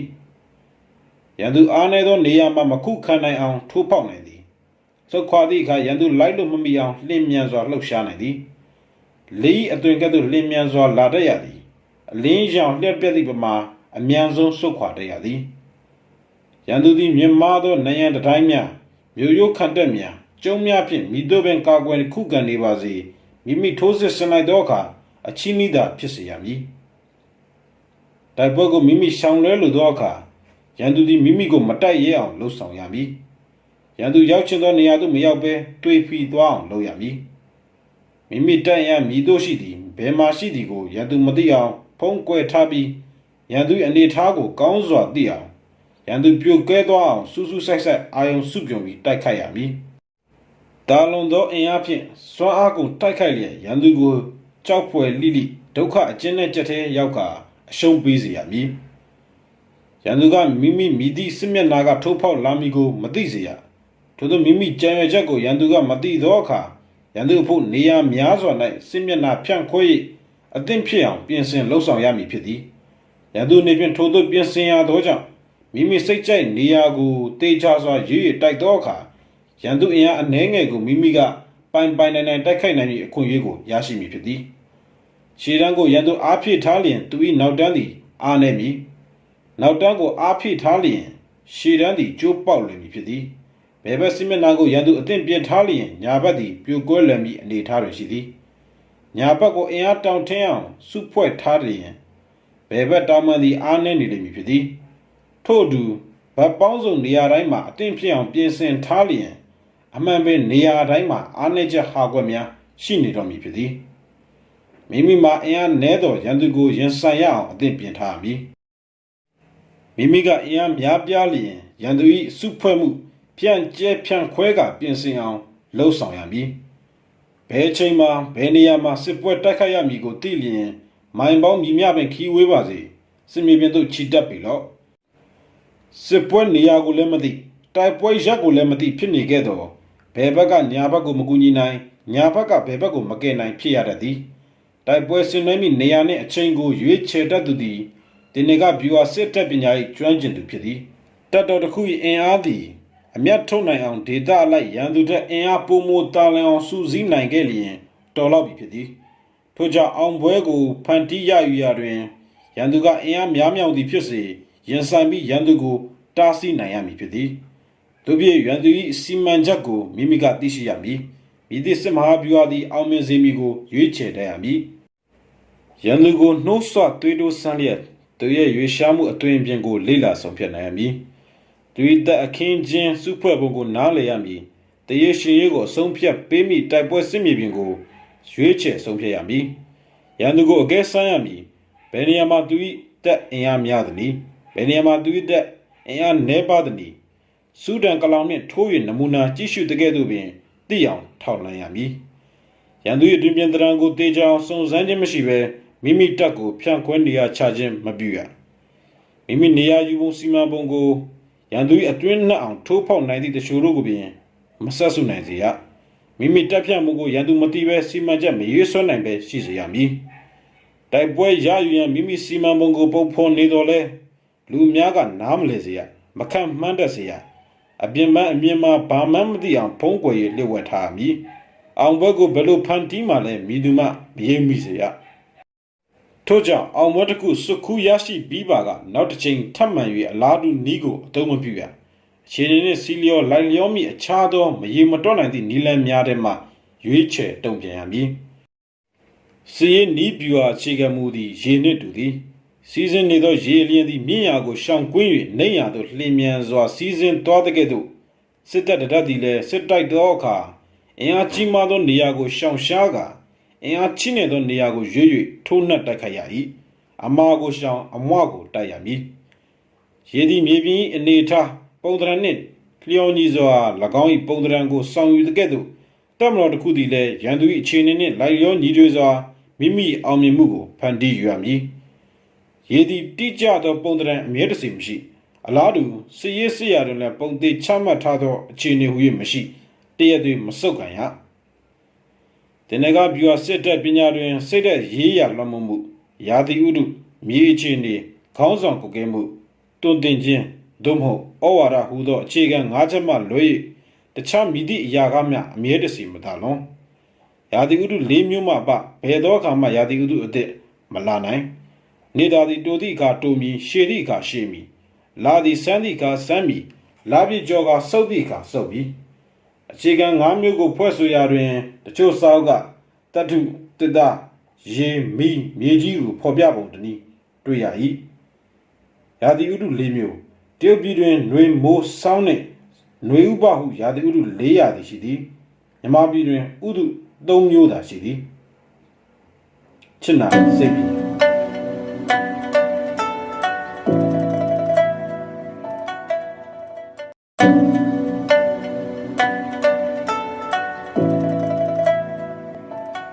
တင်နင်္ဂဗျူဟာတပ်ပညာခန်းခွန်စစ်ကစားခြင်းပုံမှန်သဘောတရားအပြင်တပ်မတော်တစ်ခုကိုတာဝန်တရပေးရမည်ဆိုလျင်အုပ်စိုးသူဘုရင်မင်းသို့မဟုတ်သမရကစစ်သူကြီးကိုတာဝန်လွှဲအပ်လိုက်ခြင်းပင်ဖြစ်သည်စစ်သူကြီးကတပ်ထောင်ဗိုလ်ထုကိုစုဝေးလိုက်သည်ပြည်သူလူထုကိုလိုအပ်သလိုစီယုံမှုကိုပြုလုပ်သည်သူသည်တပ်မတော်၏အမှန်စစ်တည်ရှိသောပဂတိအခြေအနေနှင့်စီလျော်စွာရောနှောဆက်ရှက်၍တက်ဆွဲရလေသည်စစ်ကစားခြင်းအတတ်ပညာထက်မြည်သည့်အရာကမျှတာလွန်ခက်ခဲခြင်းမရှိစစ်ကစားခြင်းအရာမှာဘယ်ကခက်ခဲသနည်းဟုဆိုလျင်တိမ်ဆောင်ကွေးကောက်သောလမ်းကြောင်းကိုဓာတ်ရိုက်ဖြောင်းအောင်ဖောက်ထွက်ရမည်။ကန်ဆုမိုးမောင်များကိုကောင်းကျိုးရလက်ဖြစ်အောင်ပြောင်းလဲရမည်။ထိုတောင်းများဖြစ်သည်။ထို့ကြောင့်တွယ်ဝိုက်သောလမ်းကြောင်းကိုအသုံးပြုချီတက်စေရမည်။ရန်သူကိုငစားချသွေးဆောင်ဖျားယောင်းလျက်သူ၏မူလလမ်းကြောင်းမှတွေးပြီးစေရမည်။ဤသို့ပြုလုပ်ခြင်းအပြင်တိုက်ပွဲစစ်မြေပြင်သို့မိမိကသူ့ထက်အရင်ဦးစွာနေရာယူထားနိုင်မည်။မိမိကမူအစောဆုံးအမြန်ဆုံးရအောင်ချီတက်နိုင်ရမည်။အတူဆုံးလမ်းကိုသုံးသင်ကသုံးပါဤချက်ကိုလက်တွေ့အသုံးချတတ်လျင်ဓာတ်ရိုက်နှင့်တွယ်ဝိုက်စစ်မဟာဗျူဟာကိုနားလေကျွမ်းကျင်သူဖြစ်မည်စစ်ကစားရတွင်အကျိုးနှင့်အန္တရာယ်အကောင်းဆုံးအဆိုးသည်ဒွန်တွဲလျက်ပါရှိတတ်သည်တင်သည်ထောက်ပံ့ရေးတက်ခဲယမ်းတက်များအပါဝင်တက်တော်စုအားလုံးကိုတစုတစည်းတဲ့ချီတက်ရွေရှားမည်ဆိုလျင်မမြန်ဆန်နိုင်နှိမ့်မည်ခရီးမတွေ့နိုင်နောက်ကျမည်အမျက်မရနိုင်ဖြစ်မည်လေးလံနေကွေသောတရင်တပ်ဖွဲ့များကိုခြံထားပြီးလင်းမြန်ပေါ်ပါသောတပ်များဖြင့်စစ်မြေပြင်သို့အမြန်ရအောင်ချီတက်မည်ဆိုပါစို့ရန်သူထက်တော့စောပြီးလက်ဦးစွာရောက်မည်မှန်သည်ရေကြုံခဲ့သောခဲယမ်းလက်နက်ရိတ်ခါအလံကွာဝေးသဖြင့်အန္တရာယ်ကြုံနိုင်သည်အကတ်တွေ့ွယ်ဖြစ်မည်ကြံခိုင်တမာသောတပ်များကိုရှေ့ကရောက်နိုင်သမျှတွားနောက်ကအမြောက်တက်ဝန်တင်တက်နာနာနေနေခီးတစ်ထောက်နားပြီးတစ်ထောက်လိုက်ပါခဲ့သည်ဆိုပါစို့ဤနီလန်သည်လည်းခီးရှည်လာသည်နှင့်အမျှစစ်မြေပြင်ကို10ပုံတပုံလောက်သာတက်အချိန်မိမိလိုအပ်သည့်အချိန်ကိုရောက်ပြီမည်လီ90အခီးကွာဝေးကိုခီးပြင်းချီတက်မည်ဆိုပါစို့တမှုကိုကဲသူနှင့်တဦးသည်မိမိတက်ရန်တဝက်လောက်သာပါလိမ့်မည်လီ30ကွာဝေးကိုအမြန်ပြင်းချီတက်သည်ဆိုပါစို့သုံးပုံနှစ်ပုံသောတက်ရင်အားသာလျင်အောက်အစီးမပြတ်အတူတကွရောက်နိုင်လိမ့်မည်ဖြစ်သည်အကယ်၍တမတော်တစ်ခုသည်လေးလံသောစက်ပစ္စည်းများရိတ်ကဝန်စီစလိမ်များမပါဘဲခြံထားခဲ့မည်ဆိုလျင်အစားအစာနှင့်အရန်ပစ္စည်းများဆုံးရှုံးရမည်ဖြစ်သည်တောင်များအကြောင်းတောများအကြောင်းခက်ခဲသောလွင်ပြင်များရွှွတ်နွင်များနှုံးမြေစိတ်မြင့်နှင့်အင်းအိုင်များအကြောင်းကိုကောင်းစွာမသိသောသူသည်တမတော်တစ်ခုချီတက်မှုကိုအောင်မြင်စွာမကုတ်ကဲနိုင်မစီမံနိုင်မြေပြင်အခြေအနေနှင့်ပထဝီကိုအနေထားကိုကျွမ်းကျင်ပိုင်နိုင်ရပြီမည်ဒေသခံလမ်းပြကိုအသုံးမချတတ်လျင်တဘာဝမြေအနေထားကိုအကျိုးရှိစွာအသုံးမချနိုင်ဖြစ်မည်ဒေသတရားဘူတုတကိုစီပူးမေးမြန်းအပ်လေသည်အမှန်စင်စစ်ဟူသည်လှည့်စားမှုပေါ်တွင်အခြေခံသည်ပြောင်းလဲပြင်လွယ်သောအခြေအနေကိုလိုက်၍အမျက်ထုတ်လှုပ်ရှားနိုင်ရမည်တက်ကိုအမြန်ဖြန့်ခွဲနိုင်ရမည်တက်ကိုအမြန်စုစည်းနိုင်ရမည်ထို့သောစစ်ကစားနိုင်စေရန်စက်သွယ်မှုကိုကဲမှုပ ပါနတ်လိမ္မာမှုအပင်ပန်းခန္ဓာမှုစသည်တို့ပြည့်စုံစေရမည်စစ်မြေပြင်တွင်စစ်စင်ရာတွင်လျင်မြန်ရမည်လေကဲ့သို့လျင်မြန်ပါစေအနေချီတက်ရာတွင်တောအုပ်ကဲ့သို့တည်ကြည်ငြိမ်သက်ပါစေခြေမုံတုတ်တင်ဆင်းရဲရာတွင်မိကဲ့သို့ကြောက်မက်ဖွယ်ရာလောင်ကျွမ်းပြီလော့ခုခံရာတွင်မရိမ့်မရိုင်ကြောက်တိုင်ကြောက်ဆောင်ကြီးကဲ့သို့ခိုင်မှတ်လော့ဘုံကွယ်ရာတွင်မမြင်နိုင်အောင်ညအမှောင်ပမာမဲမှောင်စွာဖုံးကွယ်လော့အငိုက်ဖန်တိုက်ခတ်ရာတွင်မိုးချုံတန်ကဲ့သို့တုံလှုပ်ခြောက်ခြားစေလော့နေစွန်နေဖျားများကိုလူရက်လျင်တင်းဤတက်ကိုခွဲဝေပြီလော့နေမြေတစ်ခုကိုတိမ့်ပိုက်အောင်နိုင်ခဲ့သောကျိုးမြတ်ကိုမျှဝေပြီလော့စစ်တီတို့ကိုပျော်ရွှင်တက်ကြအောင်ချီးမြှင့်ပေးကြရမည်အရှင်တွေကိုစစ်ဆက်သေးကြစွာချိန်ဆပါထို့နောက်မှတက်ကိုရွေရှာပါမချီတက်မီတည်င်းစုံလင်းစွာထောက်လန်းသုံးတက်ရပါမည်ဒါရိုက်နီးနှင့်တွဲဝိုက်ချင်းကပ်ဤအတက်ပညာကိုနားလေသိမြင်သူသည်အောင်ပွဲခံမည်ဖြစ်သည်ရင်းချက်သည်စစ်ကစားခြင်းအတက်ပညာ၏အညာပင်ဖြစ်၏စစ်ဘအုပ်ချုပ်ရေးကျမ်းတို့ကဆိုသည်ကတိုက်ပွဲကြားတွင်အော်ဒန်ခေါ်ဒန်အမိန့်တန်တို့ကိုမကြားနိုင်စစ်စီစစ်မောင်းခေါင်းလောင်းခရာရန်တို့ကိုအသုံးပြုလော့တိုက်ပွဲရုပ်ရုပ်သေးသေးကြားတွင်တဒက်နှင့်တဒက်မခွဲခြားနိုင်တို့ဖြစ်၍အလံများတကွန်များကိုအသုံးပြုကြပြီလော့ဤကဲ့သို့စစ်စီစစ်မောင်းစစ်ခရာအလံတကွန်တို့ကိုစစ်မြေပြင်တွင်သုံးဆွဲခြင်းအပြင်တပ်ဖွဲ့တို့သည်အချင်းချင်းစီးလုံးညီညွတ်၏ရဲရင်၏တက်မကျွံစေရတဖွဲ့တယောက်တည်းတရေဘောကြောင်စွာမစွန့်ခွာစေရဤဒီကစနစ်တကျတာဝန်ပေးကိုကဲကြီးကြပ်သောနီးပင်ဖြစ်သည်ညတိုက်ပွဲတွင်မိတို့မိတိုင်မိမောင်းနှင့်စစ်စီစစ်မောင်းကိုတုံလော့နေတိုက်ပွဲများတွင်များစွာသောအလံတကွန်များကိုတုံလော့မိမိတပ်များသည်အမြင်အားဖြင့်အကြားအားဖြင့်စိတ်သက်နိုးကြားတက်ကြွလွှမ်းမိုးစေရမည်တမတော်တစ်ခုသည်စိတ်သက်ရေးရမြဲမြဲခိုင်မာနေရမည်ရင်းချက်သည်သူ၏စစ်သူကြီးကိုရဲစွမ်းတတ်သည့်ပြည့်စုံမှုမှစီစဉ်ကူဆက်ရမည်မကင်စောစောထားလျင်စစ်တီတို့ကတက်ကြွနေမည်နေလေကင်းတွင်ညွတ်ကြခြင်းမီညနေပိုင်းဆိုလျင်စိတ်ကအိမ်ပြန်ဖို့ရာစိုးနေကြလိမ့်မည်ထို့ကြောင့်စစ်တပ်ပညာသေးကြစွာတက်ကြွသည့်ခေါင်းဆောင်သည်ရန်သူတက်ထက်မြက်တက်ကြွနေချိန်မတိုက်ရှောင်၏ရန်သူပင်ပန်းနွမ်းနေမိအချိန်မျိုးကိုစောင့်၍စိတ်တကြညှိုးညော်နေသောအချိန်မျိုးတွင်ရွ၍တိုက်ခိုက်တတ်သည်ဤချက်သည်စိတ်သက်ရေးရာကိုအသုံးချနည်းနှင့်နမူနာတရက်ပင်ဖြစ်သည်အချိန်အခါကိုရွေးရမည်ရန်သူယိုယွင်းပြက်ပြားနေသောအောက်အစီးမဲနေချိန်တွင်ရွေ၍ချေမုံတိုက်ခိုက်ရမည်စိတ်တီးကြည်နေခြင်းတွားတိုက်သောကြမ်းချမ်းခံခုခံနိုင်နေမည်ဖြစ်သည်ဤချက်ကစိတ်ပိုင်းဆိုင်ရာအသုံးချရန်အချက်တစ်ချက်ဖြစ်သည်ရန်သူကအဝေးမှအပြေးအလွှာချီတက်လာရချိန်တွင်မိမိသည်ရီမှန်းချက်နေရာမှာနီးနီးလေးသာရှိအောင်နေရမည်မောပန်းနွမ်းနယ်လာသောရန်သူကိုမိမိကအနားယူလျက်လန်းလန်းဆန်းဆန်းတက်တက်ကြွကြွနှင့်ရင်ဆိုင်ရမည်ရန်သူကိုငတ်မော့ခေါင်းပါစီလော့မိမိတက်ကိုအစာရေးစားပြည့်စုံအောင်ကြွေးလော့ဤဒီကကာယနှင့်ရုပ်ပိုင်းဆိုင်ရာထိန်းချုပ်နေတရက်ပေသည်အလန်တကွန်တလူလူနှင့်ဖွဲ့စည်းပုံမပြတ်ချီတက်လာနေသောရန်သူတက်ကိုကြားဖြတ်မတိုက်လေနှင့်နေရာယူစုဖွဲ့တက်ချပုံကောင်းမွန်သောတက်ကိုရင်ဆိုင်မတိုက်လေနှင့်ဤဒီကပြောင်းလဲသောအခြေအနေအရရက်ကိုတုံးသက်၍ဆုံးဖြတ်နည်းတရက်ပေသည်ရန်သူကကုန်းမြင့်မှာအခြေပြုသိမ့်ပိုက်တက်ဆွဲထားလျင်မော့လန်၍မတိုက်လေနှင့်တောင်ကုန်းမှဆင်းလာသောရန်သူကိုရှေ့တက်တဲ့အနှိမ့်မှခံမတိုက်လေနှင့်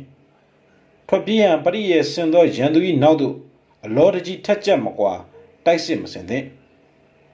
ပေါ်ပါတော်လက်ထက်မြတ်သောရန်သူတပ်ကိုမတိုက်ခိုက်လေနှင့်များထားသောငစားကိုမဟတ်မိစေနှင့်သူတိုင်းပြည်သို့မဟုတ်နေရသို့ဆုတ်ခွာနေသောတပ်ကိုထက်ကြော့လာအောင်တွားမတိုက်လေနှင့်ရန်သူကိုဝိုင်းဝန်းပိတ်ဆို့တိုက်ခိုက်သောအခါဂေပေါက်သို့မဟုတ်ထွက်ပေါက်တစ်ခုခုပေးထားရမည်ရန်သူကိုရင်ဆိုင်ရ၌ပင်လယ်အော်သို့ကြောကပ်ပိတ်မတိုက်ရရန်သူစုံလန်းမရှိသဖြင့်သူကစင်ကန်းတောတိုးတပွဲတိုက်ခိုက်လာလျင်မိမိတက်သည့်အထိနာတတ်လေသည်ဤဒီကတက်များကိုစစ်ကစားပုံနီးနာနေသည့်တရက်ပေသည်စစ်သူကြီးစွန်စုသည်စစ်တိုက်ခြင်းနှင့်ပြိုင်ဆိုင်ခြင်းဆိုင်ရာအောင်မြင်ရေးအခြေခံသဘောတရားများကိုလွန်ခဲ့သောနှစ်ပေါင်း2500ခန့်မှစ၍သူ၏တင်နဂဗျူဟာကျမ်းတွင်ရေးသားထားသည်စွန်စု၏ကနဝင်ကျမ်းသည်တိုက်ပွဲအောင်မြင်ရေးအတွက်ယနေ့တိုင်ခေတ်မီအသုံးပြုနေသည့်တင်နဂဗျူဟာကျမ်းတစ်ကျမ်းဖြစ်သည် Donald G. Clark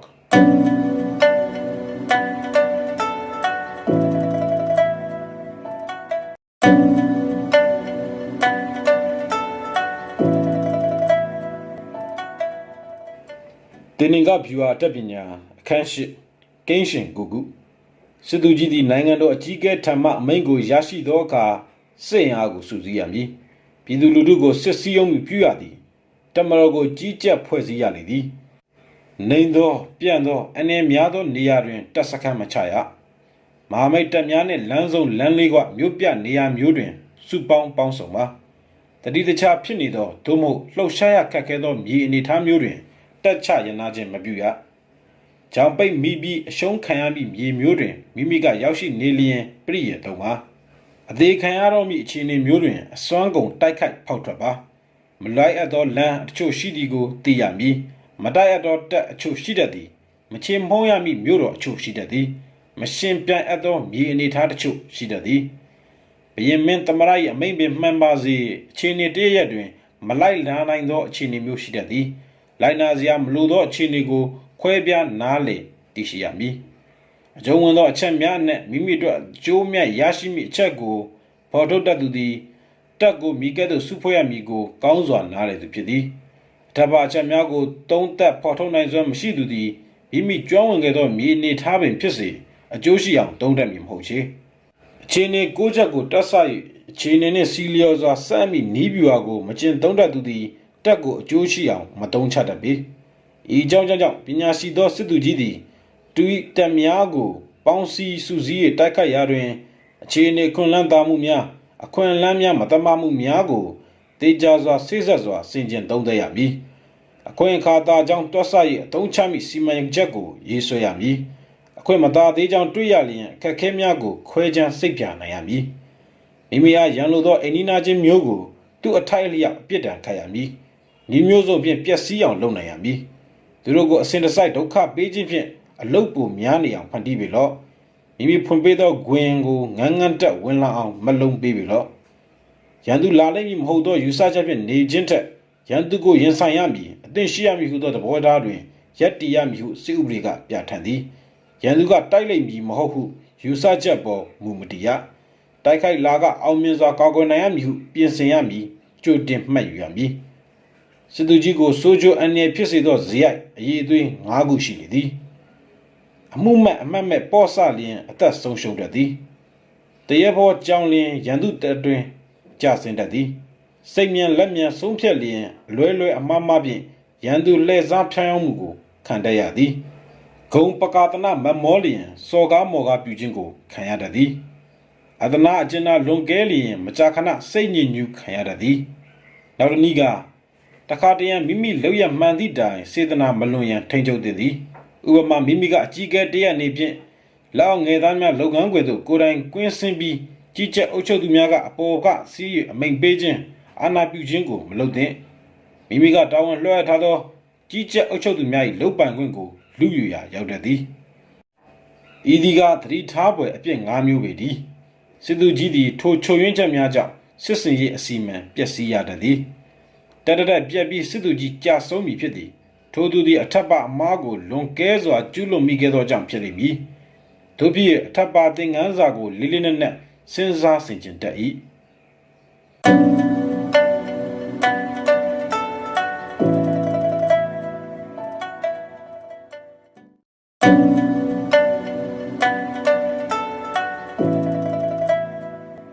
တင်နင်္ဂဗျူဟာတက်ပညာအခန်းကိုစစ်အင်အားစုယုံခြင်း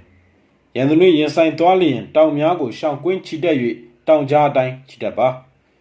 ကုန်းမြင့်ပေါ်မှစခန်းချတက်ဆွဲပါနေအောင်ရသောဘက်မှခြေပြုပါ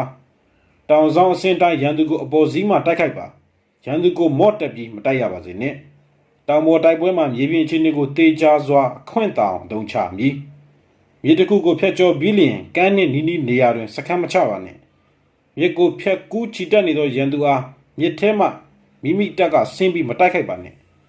ရန်သူတက်တဝက်ကုန်းပေါ်ရအောင်တက်ပြီးမှတိုက်ခိုက်ခြင်းကပုံမှုအကျိုးမဲ့ရသည်ရန်သူမိမိဘက်ကူးလာသည်ကိုမလိုလားသဖြင့်တိုက်လို့စိတ်ခိုက်လို့စိတ်ထက်သန်ကမြစ်ကမ်းမှာရင်ဆိုင်မတိုက်ခိုက်ပါလေနှင့်နေအောင်ရှိသောကုန်းမြင့်ညာမှာနေရာယူပါမြစ်အခြေဘက်မှာနေရာမြူရမြစ်နာတဝိုက်မြေမြင့်ရာမှာနေရာယူပြီးတိုက်ရမည်မြစ်ကိုဖြတ်ကူးရတွင်မိမိတက်များလှင်းမြန်စွာဖြတ်ရမည်အချိန်မကြာရှည်မနှောင့်နှေးစေရမိမိလောင်းလေတို့ကိုရန်သူ၏မြင့်ညာဘက်မှနေရာယူထားရမည်ရွှွန်လွန်ထူထပ်သောမြေမျိုးတွင် မျက်ရှိသောမြေတစ်ပင်များနောက်မှတက်ကိုနေရာယူပါတတိုင်းသမျှမြေအနေထားမြင်သောနေရာမှာတက်ကိုထားမည်မြေပြတ်မြေအနေထားတွင်တိုက်ပွဲဆင်ရလျင်မိမိစစ်ကစားရန်အရေးသာသောနေရာတွင်နေရာယူပါညာဘက်နှင့်နောက်ဘက်တွင်ကုန်းမြင့်တန်းရှိပါစေအနေကရှေ့မှရှိပြီးနောက်ပိုင်းလုံခြုံမှုကိုရရှိမည်ဖြစ်သည်ဤဒီကညီညာပြန်ပြီးသောဒေသတွင်တက်အနေထားစုစည်းနည်းဖြစ်သည်ဤနီးပရိယများသည်ရှေတရုတ်ဧကရများစစ်နိုင်ခဲ့ကြသောမြေနေထားပေါ်မူတည်လှုပ်ရှားနည်းစစ်ကစားနည်းများဖြစ်ကြသည်တောင်ပေါ်တိုက်ပွဲမြစ်တွင်းတိုက်ပွဲညွန်တော်တိုက်ပွဲမြေပြန့်တိုက်ပွဲများပင်ဖြစ်သည်တောင်ပေါ်တိုက်ပွဲဆင်နွဲလျင်မြေနှိမ့်ထက်ကုန်းမြင့်ကို၎င်းအရေးကြသောနေရာထက်နေအောင်ကျသောနေရာကို၎င်းရွေးချယ်ပါသို့မှသာတင်ဤတက်သည်ကျမ်းမာရေးပုံမကောင်းစေလိမ့်မည်တင်ဤတက်သည်ခိုင်မာစွာတစခန်းချနိုင်လိမ့်မည်ဘယေမတော်နိုင်သောယောဂဗျာများဘေးမှလည်းကင်းဝေးစေလိမ့်မည်ယင်းသည်အောင်ပွဲခံမှုတေးကြစေသောအချက်တစ်ချက်ပင်ဖြစ်သည်အကယ်၍ကုန်းကမူတောင်ကပူစာရေမြောင်းတာတမန်တို့နှင့်နီးသောနေရာတွင်ဆိုလျင်နေရရသောဘက်ကိုရွေးချယ်ပါရန်သူမြညာဘက်တွင်နေရာယူပါရန်သူသည်မိမိအောက်ဘက်တွင်ရှိနေပါစေဤနည်းသည်တက်မတော်အတွက်အကျိုးရှိစေသည်မြေနေထား၏အကူအညီကိုရယူခြင်းပင်ဖြစ်သည်ရေစည်းတန်သောမြစ်ချောင်းများနှဆိုင်သောရှိုးမြောင်ခြိုင်ဝမ်းများတော်လာရခက်ခဲသောနေရာများထောင်ချောက်တပွဲနေရာများပိုက်ကိုတပွဲနေရာများစသည့်အတားအဆီးအခက်ခဲတို့ကိုဖျက်ဆီးနေရစဉ်လျင်မြန်နိုင်သမျှလျင်မြန်စွာခြိတက်ရွေရှာလော့ဝေးနိုင်သမျှဝေးအောင်ခွာလော့မိမိကဝေးစွာရှောင်ခွာပါရန်သူကိုထိုဒေတာတဲ့သို့ဆွဲချပါ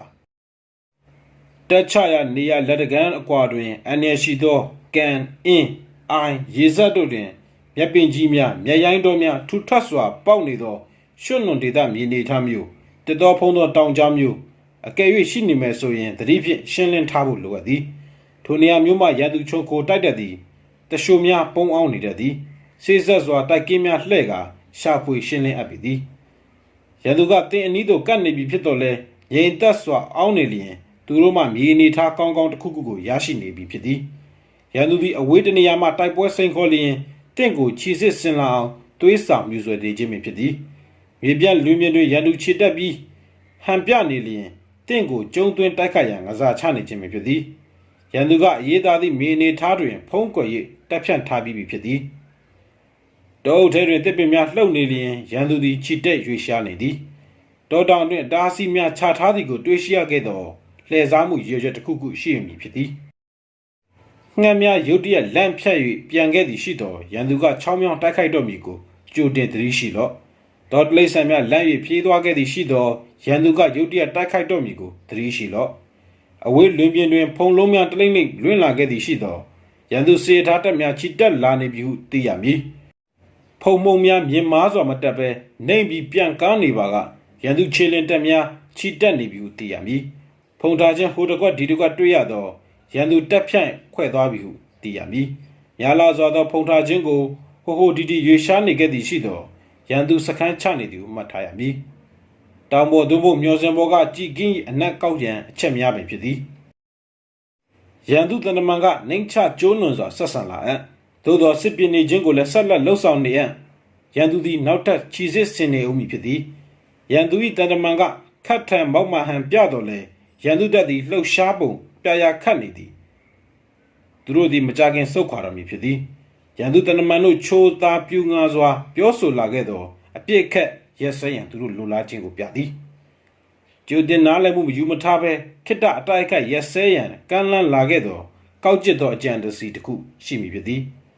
ရှေးဥစွာစေရထားများတောင်ပန်ဖြတ်၍နေရာယူထားပြီဆိုလျင်တိုက်ပွဲအတွက်ရင်ဆိုင်ရန်ရန်သူသည်သူ၏တပ်ကိုဖြန့်ထားပြီးကြိုသိပြီလောတပ်ဖွဲ့များလင်းမြန်စွာချီတက်နေသည်စေရထားများတန်းစီထားပြီးဖြစ်သည်ဤချက်သည်တပ်ကိုမျက်နှာစာကြည်ကြဲပြန့်ပြန့်ဖြန့်၍ရင်ဆိုင်တိုက်ခိုက်တော်မူလက္ခဏာပင်ဖြစ်သည်ရန်သူတချို့တဝက်ချီတက်လာပြီးတချို့တဝက်နောက်ဆုတ်သွားသောမိမိကိုဖျောင်းနေသည်ကိုမှတ်ယူရမည်ရန်သူစစ်သည်တို့လှန်ကိုထောက်ပြီးမိနေကြသည်ဆိုလျှင်ရန်သူတပ်မှရိတ်ခါပြတ်နေပြီဖြစ်သည်ရေရှာသွားသောစစ်သည်များရေကိုတွေ့သည်နှင့်ရေကိုအရင်တောက်ပြီးမှရေခတ်ကြသည်ကိုထောက်ရှိသောရန်သူတပ်မှရေပြတ်နေပြီဟုမှတ်ယူရမည်ရန်သူသည်အမျက်ရမိတိုက်ကွက်တစ်ခုကိုအခွင့်အရေးရတော့လည်းမယူနိုင်လိုက်သည်ရှိသောအာရင်ကုန်ခန်းနွမ်းနေပြီဟုမှတ်ယူရမည်ငှက်များရန်သူစခန်းအထက်ဝင်းကျင်မှစုပြုံနားနေကြပါကစခန်းတွင်စစ်သည်များမရှိသည်ကိုဖော်ပြသည် ညာချိန်တွင်ရောင်ရမ်း၍ထိတ်လန့်အော်ဟစ်သံများကြားရပါကထိုရန်သူများစိတ်ချောက်ချားနေသည်ကိုသိရှိရမည်ရန်သူတပ်ဖွဲ့များဖျို့ဖျဲဖြစ်နေလျင်တပ်မှု၏အာဏာကိုလေးစားကြမည်မဟုတ်အလံတကွန်များဟိုဟိုသည်ရွေရှားနေကြလျင်ပုံကန်ရန်ကြံစီနေသည်ကိုပြသည်အရာရှိများစိတ်တို့စိတ်ဆိုးနေတတ်လျင်ထိုရန်သူတပ်၏စစ်သည်တို့စိတ်ပန်းနေကြခြင်းကိုပြသည်ရန်သူသည်စစ်မြင်းများကိုကောက်ပွဲသီးနှံများကျွေးနေပြီးစစ်သည်တို့ကကျွဲနာဝတ်တို့ကိုတပ်၍ပေါ်စားနေကြပြီးစားအိုစားကွက်တို့ကိုမီးဖို့တွင်မချိတ်တော့ပြီးစခန်းသို့ပြန်လာရန်ရည်ရွယ်ချက်မရှိတော့စိတ်ပြက်အားလျှော့၍ထင်ရဆိုင်တော်မူအသေးခံတိုက်မည်ဟုယူဆရမည်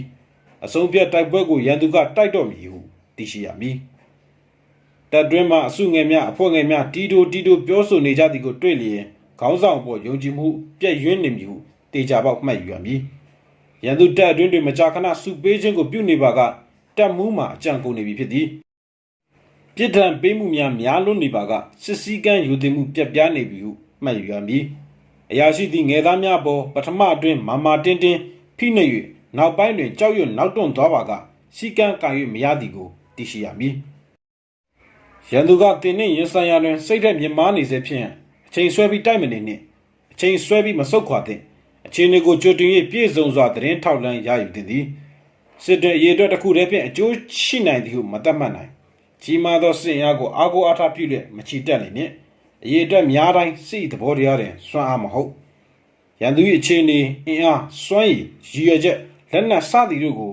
မှန်ကန်တိကျစွာထောက်လှမ်းသိရှိပြီးသတင်းလုံလောက်စွာရထားသည်ထို့နောက်မိမိတပ်အားကိုတစုစည်းဖွဲ့စည်းလျက်ရန်သူကိုချေမှုန်းရမည်ဤသို့တိုက်ခိုက်နီးမှအပတခြားမရှိရန်သူတွင်ပြည့်စုံစွာမရဘဲရန်သူကိုအထင်သေးစွာတိုက်ခိုက်ပါကရန်သူချေမှုန်းခြင်းကိုခံရတတ်သည်တပ်ဖွဲ့ဝင်များ၏လေးစားယုံကြည်မှုကိုမရသေးခင်အပြစ်ဒဏ်ပေးခဲ့သည်ရှိသောနာခံမည်မဟုတ်အမိတ်မနာယူခံသောတာဝန်ပေးရန်မဖြစ်နိုင်တော့တပ်ဖွဲ့ဝင်များကမိမိပေါ်ယုံကြည်သစ္စာရှိတော်လဲအပြစ်ကိုထိရောက်စွာမပေးတတ်လျင်ထိုသူများသည့်တာဝန်ကိုကြိုးပမ်းကြေပွန်စွာထမ်းဆောင်ရန်မဖြစ်နိုင်ပေါ့ဆကြမည်ဖြစ်သည်တို့ပြည်စစ်သည်တို့ကိုခင်မင်းရင်းနှီးအောင်ထိတွေ့သိမ်းသွင်းပြီးလက်တွေ့ကြကုတ်ကဲရသည်စီကံအရာညီမျှဆုံးမရမည်ရုပ်ဝတ္ထုပစ္စည်းများဖြင့်ထက်မြက်တက်ကြွစေရမည်ထိုကဲ့သို့အပြန်အလှန်ယုံကြည်လေးစားမှုကိုတိစောက်နိုင်မှအောင်ပွဲခံရန်တေချာလိမ့်မည်ဖြစ်သည်အမိန့်နှင့်ညွှန်ကြားချက်များသည်တသမတ်တည်းရှေ့နောက်ညီညွတ်ပါကအကျိုးထိရောက်သည်အမိန့်နာခံမှုကောင်းမွန်သည်လေ့ကျင့်ရတဲ့အမိန့်များသည်ရှေ့နောက်မညီခဲ့သောအမိန့်နာခံလေးစားမှုကိုမရအမိန့်ကိုအစဉ်တစိုက်လေးစားနာခံပြီးအကြီးကဲနှင့်လက်အောက်ငယ်သားအပြန်အလှန်ယုံကြည်စွာဆက်ဆံမှုကောင်းမွန်နေလျင်ခြေနှက်အားရပွဲဖြစ်မည်ဖြစ်သည်ချစ်နိုင်စိတ်ပညာ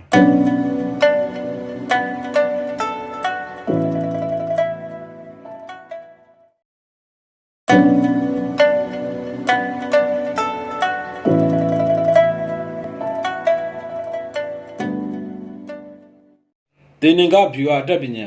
အခန်း30မြေပြင်အခြေအနေတဘာဝအနေထားရမြေအခြေအနေကိုအောက်ပါအတိုင်းအမျိုးအစား6မျိုးခွဲခြားနိုင်သည်1သွာလာဝင်ရောက်ရန်လွယ်ကူသောစစ်မြေပြင်2ထောင်ချောက်စစ်မြေပြင်3ဥပက္ခစစ်မြေပြင်4အကျဉ်းကျက်စစ်မြေပြင်56ကဘာစစ်မြေပြင်6တာဝေးစစ်မြေပြင်သွာလာဝင်ရောက်ရန်လွယ်ကူသောစစ်မြေပြင်ရန်သူနှင့်မိမိအတွက်ချီတက်ရန်စစ်ကစားရန်လွယ်ကူသောအခြေအနေပင်ဖြစ်သည်ထို့ကြောင့်နေအောင်ရသောကုန်းမြေအနေထားကိုဥစွာသိမ့်ပိုက်ထားရမည်မိမိထောက်ပံ့ရေးလမ်းကြောင်းကိုလုံခြုံစွာကာကွယ်ရမည်ဤနှစ်ချက်ဆောင်ရွက်နိုင်သူသည်တိုက်ခိုက်ရာတွင်အခွင့်အလမ်းပိုသာလိမ့်မည်ထောင်ချောက်စစ်မြေပြင်ဝင်ရန်လွယ်ကူတတ်တော်လဲပြန်ထွက်ရန်ခက်ခဲသောမြေပြင်အနေထားဖြစ်သည်စွန့်လွတ်ထားရန်လွယ်ကူတော်လဲပြန်လည်သိမ့်ပိုက်ရန်ခက်ခဲတတ်သည်ဤမြေပေါ်တွင်ရန်သူသည်အသင့်ပြင်ဆင်မှုမရှိခဲ့သောမိမိကချေမှုန်းတိုက်ခိုက်အောင်မြင်နိုင်သည်သို့သောရန်သူကစနစ်တကျပြင်ဆင်ခုခံထားလျင်မိမိတပ်များပြန်လဲဆုတ်ခွာရပါကအထိနာတတ်သည်ပျက်စီးဆုံးရှုံးမှုများတတ်သည်အကျိုးနည်းတတ်သောမြေအနေထားဖြစ်သည်ဥပက္ခစစ်မြေပြင်ရန်သူရောမိမိအတွက်ပါဘာမှအကျိုးမထူးသည့်မြေအနေထားမျိုးဖြစ်သည်ဤမြေပြင်တွင်ရန်သူကအခွင့်ကောင်းယူ၍စစ်မြူတော်လဲချီတက်တိုက်ခိုက်ရန်မသင့်ထွက်တိုက်ပြီးအစားမိမိကနောက်သို့ဆုတ်ပြေးသည်သို့မှသာတံပြန်စစ်မြူရာရောက်၏သူတက်မြတ်လိုက်ပါလာ၍တဝက်တစ်ပြက်ထွက်လာသောအခါမှသာပိုင်နိုင်အမျက်ထုတ်တိုက်ခိုက်ချေမှုန်းရမည်အကျဉ်းကျက်စစ်မြေပြင်တောင်ကြားလမ်းကြားကဲ့သို့စစ်မြေပြင်ဖြစ်သည်မိမိကဥစွာသိမ့်ပိုက်ထားနိုင်လျင်ရန်သူအလာကိုအင်အားတောင့်တင်းစွာအပိုင်ဆောင်ပြီးစီးကြိုတိုက်ခိုက်ပါရန်သူနောက်သို့မလိုက်နေနှင့်တာဝေးစစ်မြေပြင် ရန်သူနှင့်အကွာအဝေးအတော်တန်ရှိသောစစ်မြေပြင်မျိုးတွင်နှစ်ဖက်အင်အားညီမျှနေချိန်တွင်တိုက်ပွဲဖြစ်စေရန်စွပေးဖို့ခတ်သည်ရန်သူရွေးချယ်သောနေရာတွင်မိမိကဝင်ရောက်စစ်ကစားရန်မိမိတို့အကျိုးမြတ်များပွင့်မရှိဤအချက်များသည့်မြေချင်းနှင့်6မျိုးလိုက်ကျင့်သုံးထိုက်သည့်ဥပဒေသားများဖြစ်သည်ရာသူတာဝန်ကြီးမားသောစစ်ဘက်ရာရှိကြီးများအတွက်သုံးသက်စဉ်းစားရမည့်စစ်မြေပြင်ဆိုင်ရာအချက်များဖြစ်သည်အထူးသတိထား၍စင်ကျင်နှိမ့်ချရန်အကြောင်းပြချက်များဖြစ်သည်မြေပိုင်မှစစ်နိုင်မည်ဖြစ်သည်တမတော်တစ်ခုသည်အကြောင်းတစ်ခုခုကြောင့်အောက်ပါနီးများအတိုင်းရေးနှိမ့်တတ်သည်ဤသို့ပျက်စီးဆုံးရှုံးရလျင်တဘာဝအကြောင်းတစ်ခုခုကြောင့်မဟုတ်ခေါင်းဆောင်ဖြစ်သောစစ်သူကြီး၏ဆုံးဖြတ်ချက်တွင်တစုံတရာမှားယွင်းနေမှုသာဖြစ်ချေသည်၁ထွက်ပြေးကြခြင်း၂အမိတ်မနာခံခြင်း၃တက်ပြက်ခြင်း၄ပျက်စီးဆုံးရှုံးခြင်း၅ဖွဲ့စည်းပုံပြည့်ယွင်းခြင်း၆ဖျို့ဖျဲထွက်ပြေးရခြင်းတခြားတစ်ချက်များချင်းခွင်ညာညှိနေခြင်းတွင်တက်သည်မိမိထက်အင်အားဆယ်ဆကြီးမားသောတက်နှင့်ရင်ဆိုင်တိုက်ခိုက်ရလျင်ရှုံးနိမ့်ပြီးထွက်ပြေးရခြင်းဖြစ်တတ်သည်စစ်သည်တို့ကစွမ်းအားမြင့်မားကြ၏သို့သောအရာရှိတို့ကအရေးအသွေးနှဲပါကြသည်ဤအခါမျိုးတွင်ဩဇာမညောင်းပဲအမိတ်မနာခံမှုဖြစ်တတ်သည်အရာရှိတို့ကထက်မြက်ပြေးဝတော်လဲစစ်သည်များညံဖြစ်နေလျင်တိုက်ပွဲတွင်တက်ပြက်ခြင်းဖြစ်တတ်သည်အစင်းမြင့်အထက်တန်းအရာရှိကြီးများဒေါသရကြီးကြပြီးအမိတ်မနာခံကြရန်သူနှင့်ရင်ဆိုင်သောအခါရန်သူကိုမုန်းတီးသောစိတ်ဖြင့်အလောတကြီးအထက်အမိန့်ကိုမဆောင်ဘဲဇွတ်ရွတ်တိုက်ခိုက်အံ့ပျက်စီးဆုံးရှုံးခြင်းသာအဖတ်တင်သည်စစ်သူကြီးသည်စိတ်တက်ရရနှိမ့်ကြနေသည်စီကံကလည်းမတင်းကျပ်သူ၏ညွှန်ကြားချက်များလမ်းညွှန်ချက်များသည်မတဲခွဲမပြတ်သားစနစ်တကျတိကျသောတာဝန်ခွဲဝေမှုကိုလည်းမရှိတပ်စုပွဲပုံဖြန့်ခွဲပုံကလည်းဖျို့ဖျက်ဖြစ်ခဲ့သောတပ်မတော်တစ်ခုသည်ဖွဲ့စည်းပုံပျက်စီးခြင်းသို့စိုက်တတ်သည်တပ်မှုသည်ရန်သူ၏အင်အားကိုမခံမှန်းတဲ့ရန်သူအင်အားများပြားသောနေရာကိုမိမိကအင်အားနည်းနည်းလေးနဲ့တိုက်ခိုက်သည်သို့သောအင်အားချီးနှံ့နေသောမိမိတပ်ဖြင့်တက်ကြွလန်းဆန်းနေသောရန်သူတပ်ကိုတိုက်ခိုက်သည်မိမိတပ်မှုတွင်ရဲရင်တမာသူများကိုရွေးချယ်ထားခြင်းမရှိထိုအချက်တို့၏အကျိုးဆက်ကာတိုက်ပွဲတွင်မိမိတပ်များဖျို့ဖျဲထွက်ပြေးရတတ်သည်အထက်ပါလက္ခဏာ6ချက်သည်တပ်မတော်တစ်ခုစစ်ရှုံးမှုကိုပြုတတ်သောအရာများဟုသင်ခန်းစာမှတ်ယူရမည်အမြင့်ဆုံးစစ်သူကြီးမှာထပ်ပါစစ်ပညာကိုတေချာစွာစစ်ဆေးသုံးသပ်ရန်တာဝန်ရှိဆုံးဖြစ်သည်မြေအခြေအနေဖွဲ့စည်းတည်ဆောက်ပုံသည်စစ်ပွဲအတွက်အကြီးမားဆုံးအထောက်အကူတစ်ရပ်ပင်ဖြစ်သည်ထို့ကြောင့်စွမ်းရည်မြင့်မားသောစစ်သူကြီးများသည်စစ်ပွဲအောင်မြင်မှုကိုဖြစ်စေသည့်ရန်သူအခြေအနေကိုသုံးသပ်တွက်ချက်ခြင်းစစ်မြေပြင်အခြေအနေထားကိုအကောင်းဆုံးအသုံးချရန်သုံးသပ်ဆင်ခြင်နိုင်ခြင်းတို့ကိုအကျင့်ကောင်းအလေးထားကောင်းဖြင့်မှတ်ယူတတ်သည်ဤချင်းရများကိုပညာဘုဒ္ဓတပြည့်စုံစွာချိန်ဆလျက်စစ်တိုက်သူသည်မုတ်ချအောင်ပွဲဆင်ရမည်အထက်ပါချက်များကိုစီးပူးလေးလာရန်စိတ်မပါသူသည်တေချာပေါက်စစ်ရှုံးပွဲနှင့်ရင်ဆိုင်တိုးရမည်ခြေနေကိုတွက်ဆရာတွင်တိုက်ပွဲအောင်မြင်ဖို့ရာတေချာနေပြီနိုင်ငံတော်ကြီးကမတိုက်ခိုက်သေးရန်အမိန့်ပေးလာသည်စစ်သူကြီးတွေတိုက်ခိုက်ဖို့သာဆုံးဖြတ်ရမည်ဖြစ်သည်အကယ်၍စစ်ပွဲအခြေအနေသည်နိုင်ရေးမရှိနိုင်ငံတော်အကြီးကတိုက်ပွဲဆင်နွှဲရန်အမိန့်ပေးလာခဲ့သည်စစ်သူကြီးကလိုက်နိုင်ရန်မလိုအပ်ပေစစ်သူကြီးကောင်းတို့သည်မြည်သည့်နာမည်ကျော်ကြားမှုအတွက်စစ်ချီတက်ခြင်းမဟုတ်ပြစ်တင်ရှုံချအပြစ်ပေးခြင်းကိုမကြောက်ရနောက်ဆုံးသိလျင်ရဲရဲနောက်ဆုတ်ရမည်သူဥထိတ်ထားမိချက်ကားနိုင်ငံတော်ပြည်သူအချုပ်အခြာအာဏာ၏အကျိုးစီးပွားတွင်ဖြစ်သည်သူ၏စစ်သူများကိုရင်ဝယ်သားကဲ့သို့စောင့်ရှောက်ကြည့်ရှုသောစစ်သူကြီးနောက်သို့ရဲဘော်ရဲဘက်များသည်ငရဲသို့ပေါက်မိခီးပင်ဖြစ်စေပျော်ရွှင်စွာလိုက်ပါချစ်တတ်၏သာသမီနှင့်မခြားငယ်သားများကိုပြုစုသူအားရဲဘော်ရဲဘက်များသည်ထိုခေါင်းဆောင်တို့အသက်ပင်ပေးလူ၍နောက်ဆုံးသူ၏တစ်ဆက်ကြံသည့်အထိလက်တွဲတိုက်ခိုက်သွားကြသည်ဖြစ်သည်စစ်သူကြီးသည်သူ၏ငယ်သားများကိုအလိုလိုက်ပါ၏သို့သောနေရာမှန်ကန်စွာတာဝန်မချထားတတ်ငယ်သားများကိုချစ်ခင်ကျင်နာပါ၏သို့သောအမိန့်ကိုလိုက်နာစေရန်အကောင့်တွေဖော်စေရန်မကုတ်ကဲတတ်တပ်ဖွဲ့ဝင်များသည်ဖျို့ဖျဲဖြစ်လျက်မထိန်တတ်ဖြစ်သည်ထိုတပ်သည်ကလေးစိုးကဲ့သို့ပျက်စီးခဲ့သဖြင့်အသုံးကျတော်မူမဟုတ်ချေမိမိတိုက်ခိုက်ရန်အကောင်းဆုံးအချိန်ကိုသိသည်သို့သောရန်သူမှမိမိတိုက်ခိုက်ဖို့အားအနည်းဆုံးအခြေအနေကိုရှိမရှိသိမသိမိမိတို့အောင်ပွဲခံရန်တဝက်သာသိကြသည်ရန်သူသည်တိုက်ခိုက်လိုက်လျင်အထိနာသွားမိအခြေအနေရှိသည်ကိုသိသည်သို့သောမိမိတပ်ကနိုင်အောင်တိုက်ခိုက်နိုင်မိအခြေရှိမရှိကိုတက်အပ်သိကြကောင်းစွာမသိမိမိတို့အောင်ပွဲဝင်ရန်တဝက်သာသိကြသည်ရန်သူတပ်အခြေအနေမှာမိမိကဝင်ရောက်တိုက်ခိုက်ရန်အခွင့်အခါပေးနေကြောင်းသိသည်မိမိတပ်တည်တဲ့ရန်သူနှင့်တိုက်ခိုက်ရန်စွမ်းရည်အပြည့်အဝရှိနေသည်ကိုသိသည်သို့သောစစ်မြေပြင်အနေထားကိုအမှန်တကယ်မခွဲခြားတတ်အောင်ပွဲခံရန်အခွင့်အရေးမှာတဝက်သာသိကြသည်မတိုက်သင့်ပေတို့ဖြင့်စစ်အတွေ့အကြုံရှိဘူးသူများသည်ရေရှားမှုပြုပြီးသမျှအတိုင်း၌အမှားတစုံတရာမလုံးမရအောင်သတိထားသည်ပြုမှုဆောင်ရွက်တိုင်းမှာသူ သူတို့သည်အဖက်ဖက်ကတွတ်ဆပြင်ဆင်ထားပြီးဖြစ်သည်အကြံသိဉာဏ်သိများမှလည်းကုန်ခန်းမည်မဟုတ်ချေရန်သူအကြောင်းကိုသိပါမိမိအကြောင်းကိုကောင်းစွာသိနေပါစေတင်သည်မုတ်ချအောင်ပွဲရလိမ့်မည်ဖြစ်သည်စမြေပြင်အခြေအနေကိုတေချာဆေးဆော့စွာသိပါရာသီဥတုအခြေအနေကိုတိကျရေရာစွာသိပါစေတင်ဤအောင်ပွဲသည်မုတ်ချမလွဲအပြည့်အဝရလာနိုင်မည်ဖြစ်သည်စွန်စု၏စစ်ပညာကျမ်းသည်စစ်မှုထမ်းများလေးလာကျင့်သုံးရန်စစ်ပညာအခြေခံတစ်စောင်ဖြစ်ုံများမှာကစာပေလိုက်စားသူတိုင်းအလေးထားမိစာပေကျမ်းတစ်စောင်လည်းဖြစ်သည်သူ၏စာရေးသားသည့်ကျမ်းမယောင်နှင့်ယင်းသည်ရိုးမယောင်နှင့်စမ်းကြယ်သည်ရှင်းလင်းပြတ်သားပြီးလက်တွေ့ကျလာပြီသည်ချင်းဟောင်စာပေဝေဖန်ပညာရှင်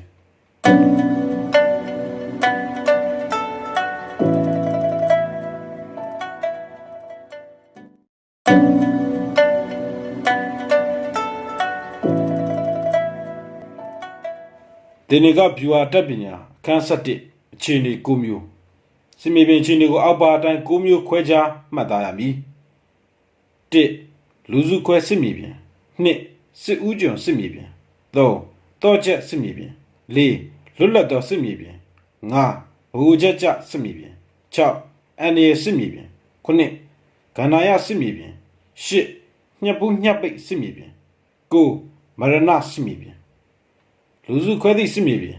ရန်သူကကျူးကျော်ဝင်ရောက်လာသဖြင့်ဒေသခေါင်းဆောင်ငယ်များလူမျိုးစုခေါင်းဆောင်များနေပယ်စားများကမိမိတို့နယ်နိမိတ်အတွင်းခုခံတိုက်ခိုက်မိစစ်မြေပြင်ဖြစ်သည်စစ်ဦးကျွန်စစ်မြေပြင်ရန်သူ၏နယ်နိမိတ်အဖျားအနာပိုင်းသို့အနေငယ်ကျုံဝင်လျက်မိမိတပ်ကဝင်ရောက်ထိုးဖိုက်ပြီးတိုက်ခိုက်ရသောစစ်မြေပြင်တောချက်စစ်မြေပြင်ထိုမြေကိုသိမ်းပိုက်ရရှိထားလျင်ရန်သူရောမိမိအတွက်ပါအကျိုးမြတ်ရရှိစေမည့်စစ်မြေပြင်ဖြစ်သည်တိုက်ပွဲအနောင်ရှုံးကိုအဆုံးဖြတ်ပေးနိုင်သောစစ်မြေပြင်ဖြစ်သည်လွတ်လပ်စစ်မြေပြင်ရန်သူဖြစ်စေမိမိဖြစ်စေနှစ်ဖက်လုံးအတွက်လွယ်ကူစွာဝင်ထွက်သွားလာရလွယ်ကူသောစစ်မြေပြင်ဖြစ်သည်ဘိုးကြကြစစ်မြေပြင်အကယ်၍တိုင်းပြည်သို့မဟုတ်ပြည်နယ်တစ်ခုသည်တခြားတိုင်းပြည်သုံးခုကဝင်းရံပိတ်ဆို့ထားသောနယ်နိမိတ်ရှိပါကထိုတိုင်းပြည်နယ်နိမိတ်သည်ဘိုးကြကြစစ်မြေပြင်ဖြစ်သည်အန်ရီစစ်မြေပြင်မိမိတပ်များကရန်သူနယ်မြေအတွင်းနက်ရှိုင်းစွာထိုးဖောက်ဝင်ရောက်လျက်နောက်ကျောကဘေးနေရန်တို့တွင်ရန်သူမျိုးပြကြီးများကျော်လွန်ချန်ထားခဲ့သောစစ်မြေပြင်ဖြစ်သည်ကန္နာယစစ်မြေပြင်တောင်တန်းများတစ်တော်များလျှိုးမြောင်း၆ကပ္ပများရွှွံ့မွက်များခြုံနယ်ပိတ်ပေါင်းခလုတ်ကသင်းနုံးမြေစိတ်မြေစသည့်ဖြတ်တန်းသွားလျက်ခက်ခဲသောခက်ခန်းကျဲသည့်ခရီးကိုဖြစ်စေသောစစ်မြေပြင်ဖြစ်သည်ညပ်ပူးညပ်ပိတ်စစ်မြေပြင်ဝန်လန်းသည့်ကျင်းများပြီးမတ်ဆောက်သောတောင်ကြားလမ်းကဲ့သို့ရှိနေလျက်ရန်သူနှင့်ရင်ဆိုင်ရလျင်အကျိုးပျက်စီးစေနိုင်သောမြေအနေထားမျိုးဖြစ်သည်ရန်သူအနှဲငယ်ကသည်မိမိအင်အားအများပြားကိုတိုက်ခိုက်နိုင်သောစစ်မြေပြင်ဖြစ်သည်မရဏစစ်မြေပြင်မျိုးလင်းချက်ပြတ်သုံးပြီးအရှုံးပေးရမည့်အစားရဲဝံ့စွန်စွာစွာလင်းလင်းမြမြတိုက်ခိုက်ပါမှရှင်တန်ခွင့်ရရှိနိုင်သောဆိုးရွားသောအခြေအနေမျိုးကိုမရဏစစ်မြေပြင်ခေါ်သည်မိမိနယ်စပ်ဒေသရှိလူစုခွဲသည့်စစ်မြေပြင်တွင်ရန်သူကိုအလှောကြီးစွာမတိုက်ခိုက်နှင့်မိမိနယ်မြေတွင်ရန်သူ၏စစ်ဦးစွပြားရှေလျားစွာဝင်လာပါစေအောင်ရန်သူနမိတ်အတွင်းရှိစစ်ဦးကျွန်စစ်မြေပြင်တွင်ရက်တက်မနေနှင့်အရှိန်ပြင်းစွာအတွင်းရှိရနိုင်သမျှချီတက်ပေလော့တောချက်စစ်မြေပြင်ကိုတိမ့်ပိုက်ရ၍အခြေပြုထားသောရန်သူကိုဝင်မတိုက်လေနှင့်ဆုံးရှုံးမှုများမည်ဖြစ်သည်လွတ်လပ်သောစစ်မြေပြင်မှာမိမိတပ်ဖွဲ့စည်းပုံကိုအလန်းကွာဝေးအောင်ပြန့်ကျဲမသွားစေနှင့်ဘိုးချစ်ကြစစ်မြေပြင်တွင်အိန္ဒိနာချင်းနိုင်ငံများနှင့်ချစ်ကြည်စွာမဟာမိတ်ပြုထားပါအန်ဒီရဲ့စစ်မြေပြင်တွင်အနိုင်အထက်လူရဲပြုခြင်းကိုမလုပ်ရရန်သူနယ်မြေအတွင်းလူထုထောက်ခံမှုရရှိစေရန်ချစ်ခင်ကြီးညိုလာစေရန်စီယုံဆွဲဆောင်ရမည်မူခွဲအဖြစ်ကျမ်းတစ်စောင်းတွင်လူရက်ပါဟုဖော်ပြထားသည်ကိုလည်းတွေ့ရသည်နှစ်သက်ရာတစ်ခုကိုယူပါကန္နာယစစ်မြေပြင်တွင်တိုက်စစ်အရှိန်မကျစေရတိုက်ပွဲဖြစ်ရင်ရန်သူကိုဖိ၍တိုက်ခိုက်ပါညှပ်ပူးညှပ်ပတ်စစ်မြေပြင်တွင်ပရိယေလှည့်စားမှုဖြင့်တိုက်ခိုက်ပါမရဏစစ်မြေပြင်မှာလှင်းလင်းမြန်မြန်ဖြင့်ဖောက်ထွက်ပါလူစုခွဲသည့်စစ်မြေပြင်တွင်တပ်မတော်ကိုစိတ်သက်ညီညွတ်ခိုင်မာအောင်စုယုံပေလော့စစ်ဦးချုပ်စစ်မြေပြင်တွင်မိမိတပ်များကိုအတူတကွအချိတ်ဆက်မိနှင့်နီးနီးကပ်ကပ်ရှိအောင်စီမံပေလော့တောချက်စစ်မြေပြင်တွင်နောက်ထပ်တပ်များကိုနှေးထားပြီးတိုက်ပွဲဝင်တပ်ရင်အားကိုရန်သူတပ်အလျင်ဥအောင်နေရာယူပေလော့လွတ်လပ်သောစစ်မြေပြင်တွင်ခံစစ်သေးချစွာပြင်ဆင်ထားခြင်းအချက်ပြဆက်သွယ်ရေးကောင်းမွန်အောင်အာရုံစိုက်ဆောင်ရွက်ပေလော့ဘဟုကြကြစစ်မြေပြင်တွင်မဟာမိတ်များနှင့်လက်ဆောင်ဖလှယ်၍ချစ်ကြည်ရေးခိုင်မာအောင်တည်ဆောက်ပေလော့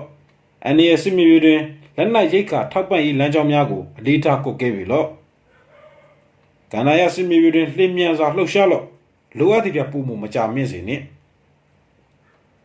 ညပူညပိတ်စစ်မြေပြင်တွင်ဝင်လန်းထွက်လန်းဝင်ပေါက်ထွက်ပေါက်တို့ကိုထိမ့်ချုပ်သိမ့်ပိုက်နိုင်ရန်စီမံပေးလော့မရဏစစ်မြေပြင်တွင်စစ်သည်များကိုတေမြေကြီးရှင်ရွှေတိဖြစ်ကြောင်းအသည်ပေးကရဲဝံစွာတိုက်ခိုက်ရန်အမိန့်ပေးပြီလော့အစွမ်းကုန်တိုက်ပြီလော့စစ်မြေပြင်အခြေအနေကိုမူတည်လျက်စစ်နီးဗျူဟာတင့်တော်စွာကျင့်သုံးရမည်လိုအပ်သလိုတပ်ကိုစုယုံခြင်းဖြန့်ခွဲခြင်းတို့ကိုပြုရမည်လျင်မြန်စွာစစ်စကစားနိုင်ရမည်အရေးကြီးဆုံးမှာလူသဘောတဘာဝကိုစနစ်တကျအသုံးချရသည့်စစ်သူကြီးစွမ်းရည်အဆုံးဖြတ်ပင်ဖြစ်သည်စစ်သူကြီးသည်တတိကြီးစွာထားလျက်စစ်မြေပြင်၉မျိုးကိုစင်ကြင်သုံးသပ်အပ်သည်ရန်သူ၏ရှေ့တန်းရှေ့ဖျားတပ်နှင့်နောက်တန်းနောက်ချန်တပ်တို့ကိုမဆက်ဆက်နိုင်အောင်ဖျက်တောက်ဝင်ရောက်တိုက်ခိုက်ခြင်းတမကြီးများတပ်ဖွဲ့ငယ်များအပြန်အလှန်အထောက်အကူပြုပူးပေါင်းမဆောင်ရွက်နိုင်အောင်တားဆီးနိုင်ခြင်းတာရီခိုင်ကောင်းသောတပ်ကညံသောတပ်ကိုကူညီမရအောင်ပိတ်ပင်နိုင်ခြင်းအရာရှိများကငယ်သားများကိုမစုစည်းမကုတ်ကဲနိုင်အောင်နှောက်ယှက်ခြင်းတို့ကိုပြုစုနိုင်စွမ်းရှိသူထိုပုဂ္ဂိုလ်မျိုးအားတင်နဂဗျူဟာစစ်တပ်ပညာတက်မြောက်ကျွမ်းကျင်သူဟုမှတ်ယူကြောင်းရှေးကဏ္ဍဝင်စစ်ကြမ်းများတွင်ဆိုခဲ့သည်အလားတူစွာရန်သူခေါင်းဆောင်များကမိမိတပ်မတော်ကိုပြည်သူနှင့်ထိုနည်းများဖြင့်တိုက်ခိုက်ခြင်းမုန်းနေကြောင်းနားလည်သိမြင်ရမည်ရန်သူတပ်များတကွဲတပြားစီရှိနေလျင်ပြန်လည်မစုစည်းနိုင်အောင်တားဆီးပြီလော့ရန်သူတပ်ဖွဲ့များစုစည်းနေကြလျင်တွေ့ဝေရှုပ်ထွေးအောင်တိုက်ခိုက်ပြီလော့အကျိုးမရှိလျင်ရပ်နား၍အခြေအနေနှင့်လျော်ညီစွာဖြန့်ခွဲလှုပ်ရှားလော့ကောင်းစွာဖွဲ့စည်းထားသောရန်သူတပ်တော်ကြီးကျူးကျော်ဝင်ရောက်လာခဲ့သောမိတို့ဆောင်ရွက်ရမည်နီရန်သူအယူရအမျက်နှိုးဆုံးအရာတစ်ခုကိုမိမိပိုင်နိုင်စွာတိုက်ခိုက်သိမ်းပိုက်ပါထိုအခါရန်သူသည်မိမိအလိုဆန္ဒနှင့်ကိုက်ညီစွာလိုက်နာလိမ့်မည်လျင်မြန်ခြင်းသည်စီအနှစ်သာရဖြစ်သည်ရန်သူအစင်းသစ်မဖြစ်သေးခြင်းကိုအခွင့်ကောင်းယူပါရန်သူမမျော်လင့်ထားသောလမ်းမှသွားပါရန်သူကြိုတင်မမျော်လင့်ထားသောနေရာကိုတိုက်ခိုက်ခြင်းမပါကျူးကျော်တဲ့တပ်အနေဖြင့်ကျင့်သုံးရမည့်ရေဘူးဥပဒေသားတရက်မှာရန်သူနယ်နိမိတ်အတွင်းသို့နက်ရှိုင်းစွာထိုးဖောက်ဝင်ရောက်ပြီးတိုက်ခိုက်လေမိမိတပ်မတော်သည်ပုံမစီလုံးလေဖြစ်စေသည်ခုခံသူများမိမိကိုမအောင်မြင်နိုင်တော့ပြီဖြစ်သည်ဤတွင်ထောက်ပံ့ရေးမပြတ်စေရန်တတိချက်ရမည်စိုက်ပျိုးရေးမြေစီဩဇာကောင်းမွန်သောဒေတာမျိုးကိုရအောင်တိုက်ခိုက်သိမ်းပိုက်ပြီလော့ဒုမှသာမိမိတပ်ရိတ်ခအတွက်အရှံပဲရရှိမည်ဖြစ်သည်စစ်တီတို့၏အားပြည့်စေခြင်းအားတက်စေခြင်းကိုအလေးထားအာရုံစိုက်ပြီလော့မလိုအပ်သောပင်ပန်းနွမ်းနယ်မှုကိုမဖြစ်စေနှင့်စိတ်ဓာတ်ရေးရခံယူချက်ယုံကြည်ချက်လေးနက်ခိုင်မာစေရမည်အာဟာရပြေဝအောင်ကျွေးမွေးထောက်ပံ့ရမည်တပ်တော်၏လှုပ်ရှားမှုများကိုရန်သူကမတွေးနိုင်အောင်ခက်ခဲလျှို့ဝှက်သောစီမံချက်များထားရှိရမည်မရေမိနိုင်အောင်ချစ်လက်တူရမည်တေးပါစေမပြေဘူးပြေးလင်နဲ့ဘယ်နည်းနဲ့မှမလွတ်ဘူးစစ်သည်များကိုနားလေခံယူထားကြပါစေအသက်ကိုဆွန့်လွတ်ထားသူများကဘယ်အရာကိုမှမအောင်မြင်ပဲမရှိပါတရားမိစစ်မြေပြင်ကိုပင်ဖြစ်စေမကြောက်ပေတော့ပြေးပေါက်ကိုမစင်းစားသည့်အခါတည်ငြိမ်ရဲဆွဲတတ်တိကပြေဝနေပြီဖြစ်သည်ရန်သူနယ်မြေတွင်နက်ရှိုင်းစွာဝင်ရောက်တိုက်ခိုက်ရာတွင်ရဲရဲဝံ့အနိကလက်တကန်းတိုက်ပွဲဝင်ကြလေသည်ဤသို့နှင့်အမိတ်ပေးတိုက်တွန်းစရာမလိုပဲရဲဝံ့စွန့်စားစွာတိုက်ခိုက်ကြသည်ကောင်းဆောင်၏လူလာချက်ကိုသူ့အလိုလျောက်ထမ်းဆောင်နိုင်ကြသည်လေးစားချစ်ခင်မှုကိုတောင်းခံစရာမလိုပဲရရှိကြသည်ယုံကြည်မှုပုံမရရှိနိုင်ပြီဖြစ်သည်ကျွန်ုပ်၏လက်အောက်ခံအရာရှိများအလွန်အကျူးမချမ်းသာမကြွယ်ဝခြင်းမှာချမ်းသာကြွယ်ဝခြင်းကိုယွန်းရှာမုန်းတီးသောကြောင့်မဟုတ်အသက်ရှိရှိနေရန်မမျော်လင့်သည်မှာအသက်ရှိခြင်းကိုမနစ်သက်ကြသောကြောင့်မဟုတ်စင်မြေပြင်သို့ချီတက်ထွက်ခွာရန်အမိန့်ရှိသောနေ့တွင်တပ်ဖွဲ့ဝင်များငိုယိုကောင်းငိုယိုလိမ့်မည်ပါပြမမျက်ရည်စီးကြောင်းများရှိနေပါစေထွက်ပြေးလည်းမလွတ်နိုင်မှုဆိုတာကိုအခြေအနေမှန်ကိုသိပါစေသူတို့သည်မကြောက်ရွံ့သောတတိဖြင့်စစ်မြေပြင်ကိုသူရဲကောင်းပိသစာဝင်ရောက်လှုပ်ရှားလာမည်ဖြစ်သည်စစ်တပ်သည်ချိန်တောင်ကုန်းပေါ်ရှိရှိုက်ကြံခေါ်စင်ပြစ်မွေတကဲ့သို့တုံ့ပြန်တိုက်ခိုက်တတ်ရမည်၎င်းသည်ခေါင်းကိုတိုက်ခိုက်လာလျင်အမီးဖြင့်ရိုက်တတ်သည်အမီးကိုရိုက်တော့ခေါင်းကပေါက်သည်အလဲပိုင်းကိုပိုင်းကိုရိုက်လျင်အမီးရောခေါင်းကပါအန်ရပေသည်ခြေလျင်တက်သည့်ဤနီးကိုတုံးနိုင်ပါမည်လောကျင့်သုံးနိုင်ရမည်ရန်ဘတ်တပ်ဖွဲ့ဖြစ်သောဝူပီနယ်သားများနှင့်ယူပီနယ်သားများပင်ဖြစ်စေမြစ်ထဲတွင်လှေတစည်းဖြတ်ကူးနေစဉ်မိုးသက်မုန်တိုင်းမိသောအခါတရားကိုတရားဖေးမကူညီခဲ့ကြသည်စစ်သည်များသည့်အချင်းချင်းဖေးမတတ်သည်တဒတ်နှင့်တဒတ်စုပေါင်းတိုက်ခိုက်ဆောင်ရွက်တတ်ရမည်ရန်သူမရှိအန်ရမရှိလျင်အချင်းချင်းချစ်ခင်ယုံကြည်ရန်ခက်ခဲသူများပင်ရန်သူနှင့်အန်ရကြားသို့ရောက်သွားသောအခါအပြန်အလှန်စည်းရုံးညီညွတ်သွားကြသည်စစ်ဘက်အုပ်ချုပ်ရေးတွင်သူရတတိအရာ၌စံနမူနာယူတတ်အောင်ညီညွတ်ခြင်းကိုပြုစုလေ့ကျင့်ပေးရမည်တိုက်ပွဲအကျိုးမြတ်အများဆုံးရရန်အတွက်စစ်မြေပြင်အခြေအနေကိုလျှက်တစ်ပြက်အသုံးချရတွင်၎င်းပြောင်းလဲပြင်လဲစစ်ကစားရတွင်၎င်း မှန်ကန်စွာရွေးချယ်ဆုံးဖြတ်နိုင်ရမည်စိတ်တည်ငြိမ်ရန်လျှို့ဝှက်ရန်တရားမျှတရန်စီကံပြည့်စုံစံနမူနာဖြစ်စေရန်ဟူသောအချက်၄ချက်သည်စစ်သူကြီးတို့၏မူလတာဝန်ဆောင်တာများဖြစ်သည်လောက်ငယ်သားများကိုမိမိစီမံချက်လုံးဝမပေါက်ကြစေရ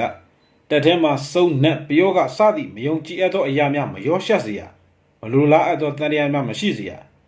နီလန်စီမံချက်များကိုလျှော့မှုရှိစေရလုံခြုံစေရအတွက်လိုအပ်သလိုပြောင်းလဲနိုင်ရမည်မိမိရည်မှန်းချက်ဥတီချက်တို့ကိုရန်သူကမခံမှန်းစေအောင်တက်ချခြင်းလမ်းကြောင်းရွေးချယ်ခြင်းတို့ကိုလိုအပ်သလိုပြောင်းလဲပြုပြင်လှုပ်ဆောင်ရမည်တက်ကိုစူးစီးစုဖွဲ့လျက်မျောလင်းချက်ကင်းမဲ့သောအခြေအနေတွေသို့ထိုးထက်လိုက်ခြင်းသည်စစ်သူကြီးလှုပ်ရန်လိုအပ်သည့်အချိန်မျိုးတွင်လှုပ်ရမည်ရန်သူနေမီနယ်နိမိတ်အတွင်းသို့နှဆိုင်စွာထိုးဖောက်ဝင်ရောက်လျက်မိသည့်အန်ဒီယမ်မဆိုခေါင်းဆောင်လျက်ရဲဝံစွာချီတက်နိုင်ရမည်တမတော်တစ်ခုလုံးသည်သူ့လက်ကုပ်ထဲကရေကဲ့သို့သူဆန္ဒအတိုင်းလိုက်ပါနိုင်စေရမည်ကျွမ်းကျင်လိမ္မာသောစစ်သူကြီးသည်လှေဖောင်တို့ကိုဖျက်ဆီးမိရှို့စေသည်စာအုပ်စာကွက်ကိုခွဲဖြက်စေသည်တိုးကြောင်းသားသည်တိုးအုပ်ကိုမောင်းတကဲ့သို့အရက်တစ်ခုသို့ရှေ့ရှု၍ချီတက်သည်ထို့နောက်တခြားအရက်မျက်နှာသို့ပြောင်းလဲချီတက်စေပြန်သည်မြည်သည့်တစုံတရာကမျှသူဘယ်ကိုသွားနေသည်ကိုမသိရှိနေရတရက်တွင်စုံရက်တရက်ခု၌တက်မြပေါင်းစည်းရန်တတ်မှတ်သည်ထို့နောက်ပိုင်းပြန်လဲဆုတ်ခွာမိလမ်းတရားအလုံးကိုဖျက်ဆီးလိုက်သည်မိမိထောင်မိတက်လာခဲ့သောလှေကားကိုဖယ်ရှားတဲ့ကဲ့သို့ဖြစ်မည်ဘင်းအောင်ကျော်ထင်တော်ရထားသည့်နောင်ရိုးတိုက်ပွဲတွင်အထက်ပါစစ်နီးပရိယေကိုအသုံးပြုလျက်မိမိထက်အင်အားသာလွန်သောတပ်ကိုနိုင်အောင်တက်ခဲ့သည်လေစားမှုနှင့်အငိုက်ဖမ်းမှုတွင်အင်အားများအောင်စောင့်ဆိုင်ခြင်းထက်ဦးစားပေးပြီးကျင့်သုံးအောင်ပွဲဆင်ခဲ့သည်အောက်ပါချက်၃ချက်နှင့်ပညာရပ်တစ်ခုခုကိုလိလိရှုတတ်သူသည်လက်နက်ကင်အင်အားစု၏အကြီးအကဲဖြစ်ရန်မသင့်တော့နိုင်ငံတကာတန်တမန်ရေးရာဆက်ဆံရေးအတတ်ပညာထိုပညာကင်းမဲ့ခဲ့သောတန်တမန်နီးပရိယေတို့ကိုမကျင့်သုံးတတ်ရေမြေတောတောင်တဘာဝရာသီဥတုရင်းတို့၏စီရစ်စီရအထောက်အကူပြုမှုပထဝီနှင့်မိုးလေဝသဇလဗေဒစသည့်ပညာရပ်များထိုပညာရပ်များကိုနားဝေးသူသည်တက်ကိုကင်၍အောင်မြင်သောစစ်ပွဲကိုမဆင်နွှဲနိုင်နေမီဒေသခံများထဲမှယုံကြည်စိတ်ချရသောအကြံပေးနှင့်လမ်းပြများကိုအသုံးချတတ်ခြင်းရင်းတို့မပါဘဲစစ်မြေပြင်အခြေအနေနှင့်ဒေသခံလူထု၏သဘောထားအားနည်းချက်တို့ကိုမသိရှိနိုင်မိမိတဲ့အင်အားတာလွန်ကြီးမားသောနိုင်ငံနှင့်စစ်ပြုရလျင်ရင်းကိုအင်အားစုယုံရခြင်းမှာမဖြစ်သောဤပေါင်းစုံဖြင့်ကြံဆောင်ရမည်မိမိမဟာမိတ်တပ်များကိုရန်သူနှင့်ဆက်သွယ်ရင်းနှီးမှုမရှိအောင်တားဆီးရမည်ရန်သူ၏မဟာမိတ်တပ်များကိုအင်အားကြီးထွားခြင်းမပြုရရန်သူ၏မဟာမိတ်များကိုမိမိအားရန်သူနှင့်ပူးပေါင်းမတိုက်စေရန်ဟန်တားနိုင်ရမည်ရန်သူကိုထိတ်လန့်ခြောက်ခြားအောင်မိမိစွမ်းရည်ကိုပြသနိုင်စေရန်မိမိအင်အားကိုအထက်မြတ်ဆုံးရအောင်တည်ဆောက်ရမည်ထို့သောဖြစ်လျင်ရန်သူ၏မျိုးပြများသိမ့်ပိုက်နိုင်ပြီးရန်သူတိုင်းနယ်ပြည်နယ်များကိုတိုက်ခိုက်သိမ်းပိုက်နိုင်လိမ့်မည်ထုံးစံအရရခင်ရမရှိခဲ့ဘူးသောစုတစိတ်ဂုံပြုလွှာများစသည်တို့ကိုပေးလို့ရခင်ကမရှိခဲ့ဘူးသောအမိန့်ညွှန်ကြားချက်များကိုလည်းအခြေအနေနှင့်စီလျော်စွာထုတ်ပြန်လို့တည်တည်တက်မတော်ကြီးတစ်ခုလုံးကိုလူတစ်ယောက်ကသို့တစ်စီးတစ်လုံးလဲအသုံးပြုချနိုင်ပြီဖြစ်သည်တပ်ဖွဲ့များအားရင်းတို့၏လုပ်ငန်းဆောင်တာများကိုမိမိလိုချင်သောပုံစံဖြင့်ဖော်ဆောင်စီမံလို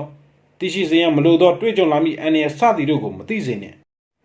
လျှို့ဝှက်သောဘေးတွေ့ပွဲရှိသောအခြေအနေထဲသို့တက်ကိုရဲရဲစီလို့ရှင်သန်အောင်မြင်အောင်ဆင်နွှဲနေလိမ့်မည်မရဏစစ်မြေပြင်သို့လည်းရဲရဲပင်စီလို့ပြီလို့အသက်ဆက်ရှင်ရန်ရုန်းကန်ထွက်လာလိမ့်မည်အဘဲကြောင့်ဒီတမတော်တစ်ခုသည်ထိုအခြေအနေမျိုးသို့ရင်ဆိုင်ဖြတ်ကျော်လျက်ရှုံးပွဲကိုရုတ်တရက်အောင်ပွဲဖြစ်ပြောင်းလဲနိုင်စွာရှိသောကြောင့်ဖြစ်သည်စစ်မှုရေးရာစစ်စင်ရေးအလုံး၏အခရာအချက်ဒီကရန်သူဖြစ်စီလိုသောလူလားချက်အတိုင်းအလိုလျောက်ဖြည့်ဆည်းပေးရရောက်သည့်ပုံသဏ္ဍာန်သူကျိုးဆွဲရကသည့်ဟန်ပိပိကြီးဟန်ဆောင်တတ်ခြင်းဖြစ်သည်ရန်သူကလည်းမိမိကိုထိုနည်းအတိုင်းလှည့်ပြားနေခြင်းဖြစ်သည်ဒီတပ်များကိုအင်အားတစုတစည်းတဲ့သုံးလျက်အရှင်ဟုံပြင်းစွာချီတက်တိုက်ခိုက်ပါကလီပေါင်း1000ဝေးသောနေရာရှိရန်သူစစ်သူကြီးကိုပင်တိုက်ခိုက်နိုင်သည်ဤဒီမှာစစ်တပ်ပညာရှိသောရွေးချက်ကိုအောင်မြင်အောင်ကျွမ်းကျင်စွာလှုပ်ဆောင်နိုင်သည့်စစ်သူကြီးပေါ်တွင်မူတည်သည်အမှန်တကယ်စတင်တိုက်ခိုက်ပြီးဆိုသောနေမှစ၍နေဆက်လမ်းကူများကိုပိတ်ထားပါနေကူလမ်းမများကိုဖျက်သိမ်းပါရန်သူ၏တန်တမန်များကိုဝင်မလာစေရဒေသခံတပ်ဖွဲ့များ၏အကူအညီဖြင့်စီမံချက်အတိုင်းဆောင်ရွက်ပါအကယ်၍ရန်သူကအခွင့်အလမ်းတစ်စုံတရာပေးလာခဲ့တော့လဲမလွတ်တမ်းတိုက်ခိုက်ခြင်းမို့အမျက်ထုတ်နိုင်ပါရန်သူတံမိုးထားသောအရာတစ်ခုကိုလက်ဥအောင်ရယူပါထို့နောက်လျှို့ဝှက်စွာသတ်မှတ်ထားသောနေရမှာလှုပ်ရှားပါစေဥပဒေသားအတရား၏အဆိုအရရန်သူ၏အခြေအနေကိုမူတည်၍အခြေအနေပေးသည်မြမီးစင်ကြည့်ကပြီးအဆုံးဖြတ်ပေးတိုက်ပွဲကိုဆင်နွှဲပါထို့ကြောင့်ပထမပိုင်းတွင်အပြိုစင်ကဲ့သို့အကန့်မခံဆက်ကြောက်၍ကနက်ကလေးရရှိပါစေရန်သူဘက်ကအတင်ရဲလာပြီးလှုပ်ရှားလာပြီးဆိုကမှ ဟာကော့တွေပွင့်လာပြီးရုံတကောင်းကြီးလှင်မြန်မှုမျိုးဖြင့်အငိုက်ခန့်တိုက်ကွက်များဖြင့်တဟုန်တုံးထိုးနှက်ကရန်သူကိုအပီးတိုင်ချေမုန်းပါတော့ချစ်နိုင်စိတ်ပညာ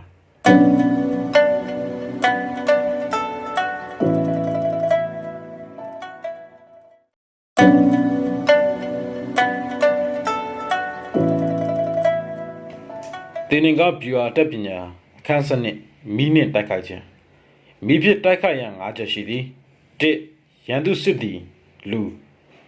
၂စတိုးဂိုးတောင်တိုးလောင်ယုံများ၃စပစ္စည်းကိရိယာများရင်ယထာ၄လက်နက်ခဲယမ်းတိုက်၅မီးလောင်စေနိုင်သောမီးတုပ်ဒုံးပြန်လက်နက်များဖြင့်အသုံးပြုတိုက်ခိုက်ခြင်းမိဖြစ်တိုက်ခိုက်ရန်မီးရှို့ရန်ကိရိယာရှိရမည်မီးလောင်စေသောအရာများအသင့်စုဆောင်းထားရမည်အချိန်ကိုမှန်ကန်စွာရွေးချယ်ရမည်တင်လျော်သောယာသည်နှင့်အတိအကျအကျိုးရှိစေမည့်နေ့ရက်တို့ကိုဒေချာစွာတွက်ချက်ပြင်ဆင်ရမည်အချိန်ဆိုသည်မှာ6တွေ့ပူပြင်းသောနေရာသည်မျိုးကိုဆိုလိုသည်အတင်လျော်ဆုံးသောနေ့ရက်များမှာပြိတ္တရာသည်ຫນွေဥပတိတ်ရာသည်ຫນွေရာသည်ဓနုရာသည်စောင်းဥပေါနှင့်ကုံရာသည်စောင်းရာသည်တို့တွင်လေပြင်းလေဝေတိုက်ခတ်လိရှိသည်မိနစ်တိုက်ခတ်ရာတွင်ပြောင်းလဲနေသောအခြေအနေကိုမျက်ခြေမပြတ်ကြည့်နေရမည်ရန်သူစကန်တွင်မီးလောင်ပါကလှင်မြန်တော်လက်စွာဖြင့်ဝင်ရောက်ချေမှုရမည်သို့သောရန်သူတပ်များပြာရမခတ်ပဲတီတီငြိမ်ငြိမ်ရှိနေကြလျင်မတိုက်ခိုက်သေးနှင့်အချိန်ကိုစောင့်နေပါဦးမီးရှိန်မြင့်လာပြီးဝင်တိုက်ရင်အောင်မြင်ဖို့တေချာနေပြီဆိုလျင်ဝင်ရောက်တိုက်ခိုက်ပြီလော့ထို့မှမဟုတ်အခြေအနေကိုစောင့်ကြည့်ပါဦးရန်သူစကန်ပြေပါမှမီးရှို့တိုက်ခိုက်ခဲ့သောရန်သူတပ်မှစတင်တိုက်ခိုက်သည့်အထိစောင့်မနေရတင်လျော်သည့်အချိန်မှာပြစ်ခတ်တိုက်ခိုက်ရမည်မီးကိုလေးညာအရက်မှရှို့ပါလေးအောက်မှမတိုက်ပါနဲ့နေမှာလေတိုက်ခိုက်၍ထိုနေညာပိုင်းမှာလေငိန်တတ်သည်တမတော်သည်မီးနှင့်တိုက်ခိုက်နည်း၅မျိုးကိုသိရှိအသုံးချရမည်အစဉ်သဖြင့်နိုးကြရမည်ရန်သူကလည်းဤနည်းများဖြင့်တိုက်ခိုက်လာနိုင်သဖြင့်ကြိုတင်ကာကွယ်ပြင်ဆင်ထားရလိမ့်မည်မီးနှင့်ရန်သူတိုက်ခိုက်နေစဉ်ပါဝင်တိုက်ခိုက်ရသည့်တရင်မှုသည်ဉာဏ်ရင်ထရရမည်ရေလွှမ်းမိုးခြင်းကိုအသုံးပြုတိုက်ခိုက်သူသည်ဆွမ်းအားကြည့်သည်ရေတားစီးသည်ရန်သူကိုအထီးကျန်ဖြစ်စေနိုင်သည်တို့ရတွင်ထောက်ပံ့ပို့ဆောင်ရေးစနစ်ပစ္စည်းများဆုံးရှုံးအောင်ကမပြည့်စည်နိုင်မိကဖျက်ဆီးနိုင်သည်တိုက်ပွဲများအောင်နိုင်ရမှာရီမန်းချက်ကိုတိကျစွာချမှတ်ထားမည်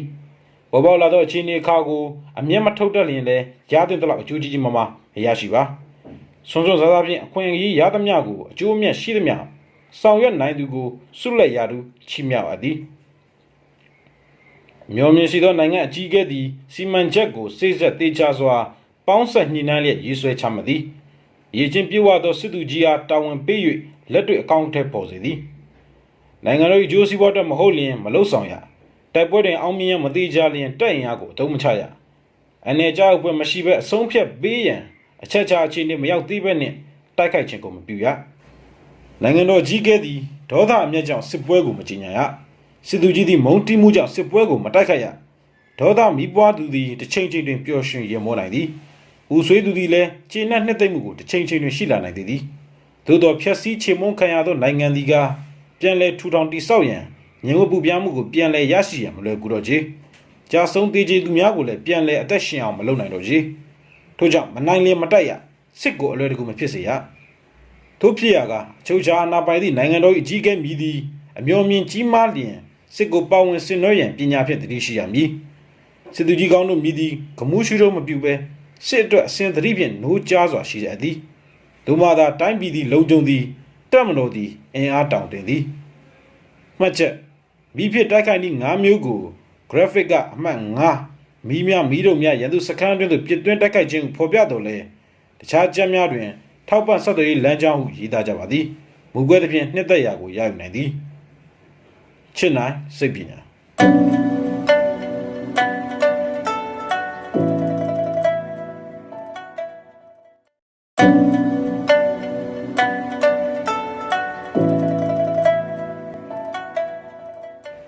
တင်းငါဗျူဟာတက်ပညာအခန်း73ထောက်လန်းရေး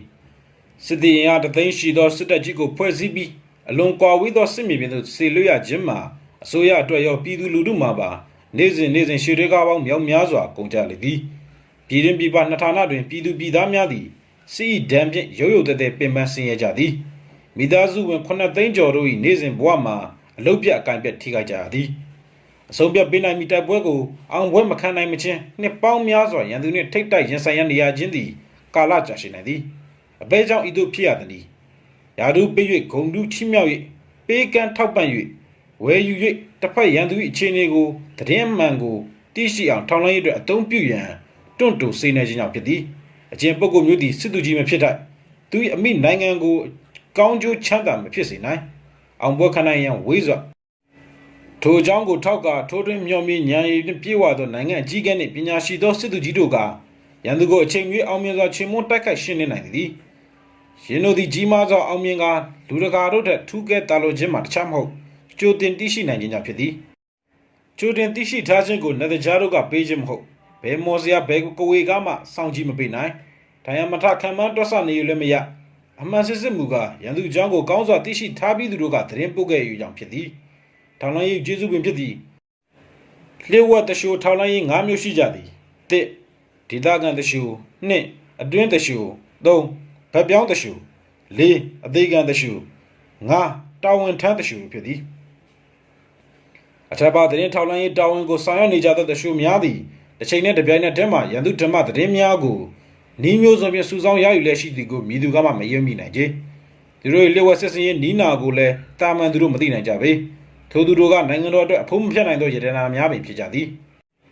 ဒေသခံတရှိုးရန်သူနိုင်ငံအတွင်းတွင်နေထိုင်သောလူများဖြစ်ကြသည်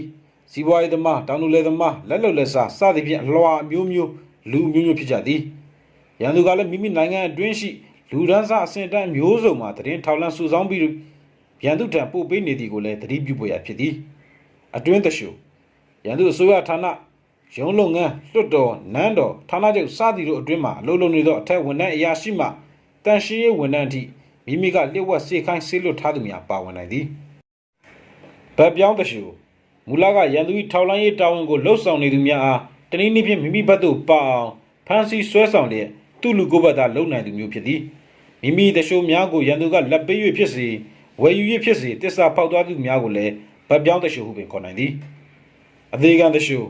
ရန်သူကိုလှည့်စားရန်အလို့ငါလျှို့ဝှက်သောကိစ္စတစ်ခုကိုရန်သူထံရအောင်သိရှိစေလို၍လှုံ့ဆော်သောပရိယာမျိုးဖြစ်သည်တမတော်ရှိတခြားတပ်ဖွဲ့ဝင်များထက်ထောက်လှမ်းရေးသတင်းစုဆောင်းပေးရသောတရှိုးထက်တက်ရင်မှုနှင့်မြည်သူမှပို၍မနီးကပ်နိုင်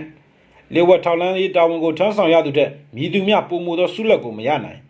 မြည်သည့်လုပ်ငန်းတာဝန်အကြောင်းချင်းရာများထောက်လှမ်းရေးသတင်းစုဆောင်းမှုစစ်စင်ရေးထက်ပို၍အေးမကြည့်နိုင်ပေပို၍အတွင်းအကျဆုံးအရေးပါသောကိစ္စကိုမရှိနိုင်ကြအမျှော်မြင်ကြီးမားခြင်းပါဏတ်လိမ္မာမှုရှိခြင်းစာနာတခြင်းတရားမျှတခြင်းဟူသောအရေးသွေးတို့ဖြင့်ပြည့်စုံသူက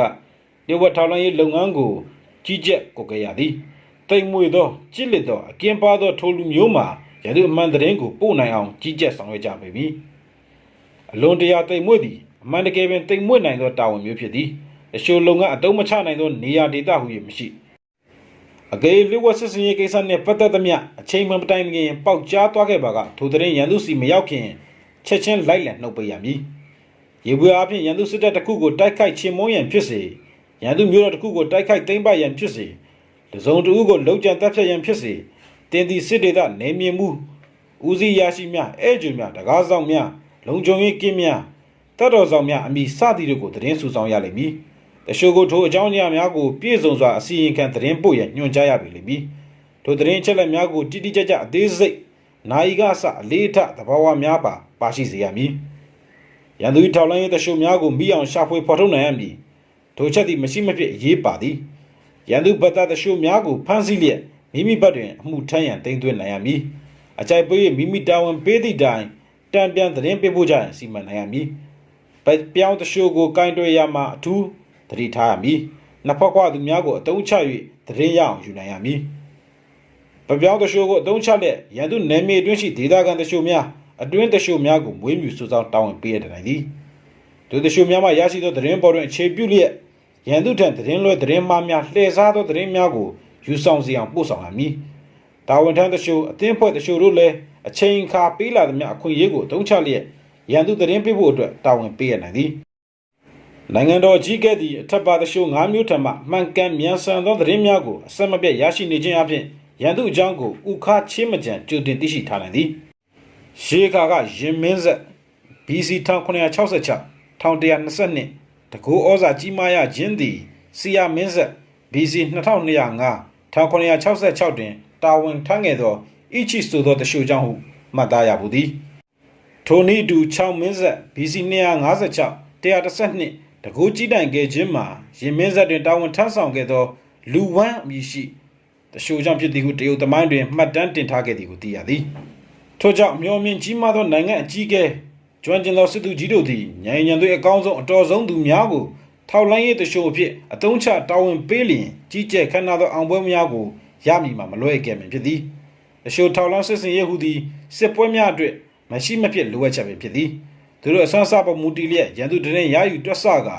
မိမိတပ်တော်ကြီးသည်လိုအပ်သလိုလှုပ်ရှားကာစစ်ကစားနိုင်ကြရမည်ထောက်လိုင်းရေးတရှိုးမရှိသောအကျင့်စစ်တပ်သည်နားမျက်စိမပါသောလူသားဖြစ်ပေလိမ့်မည်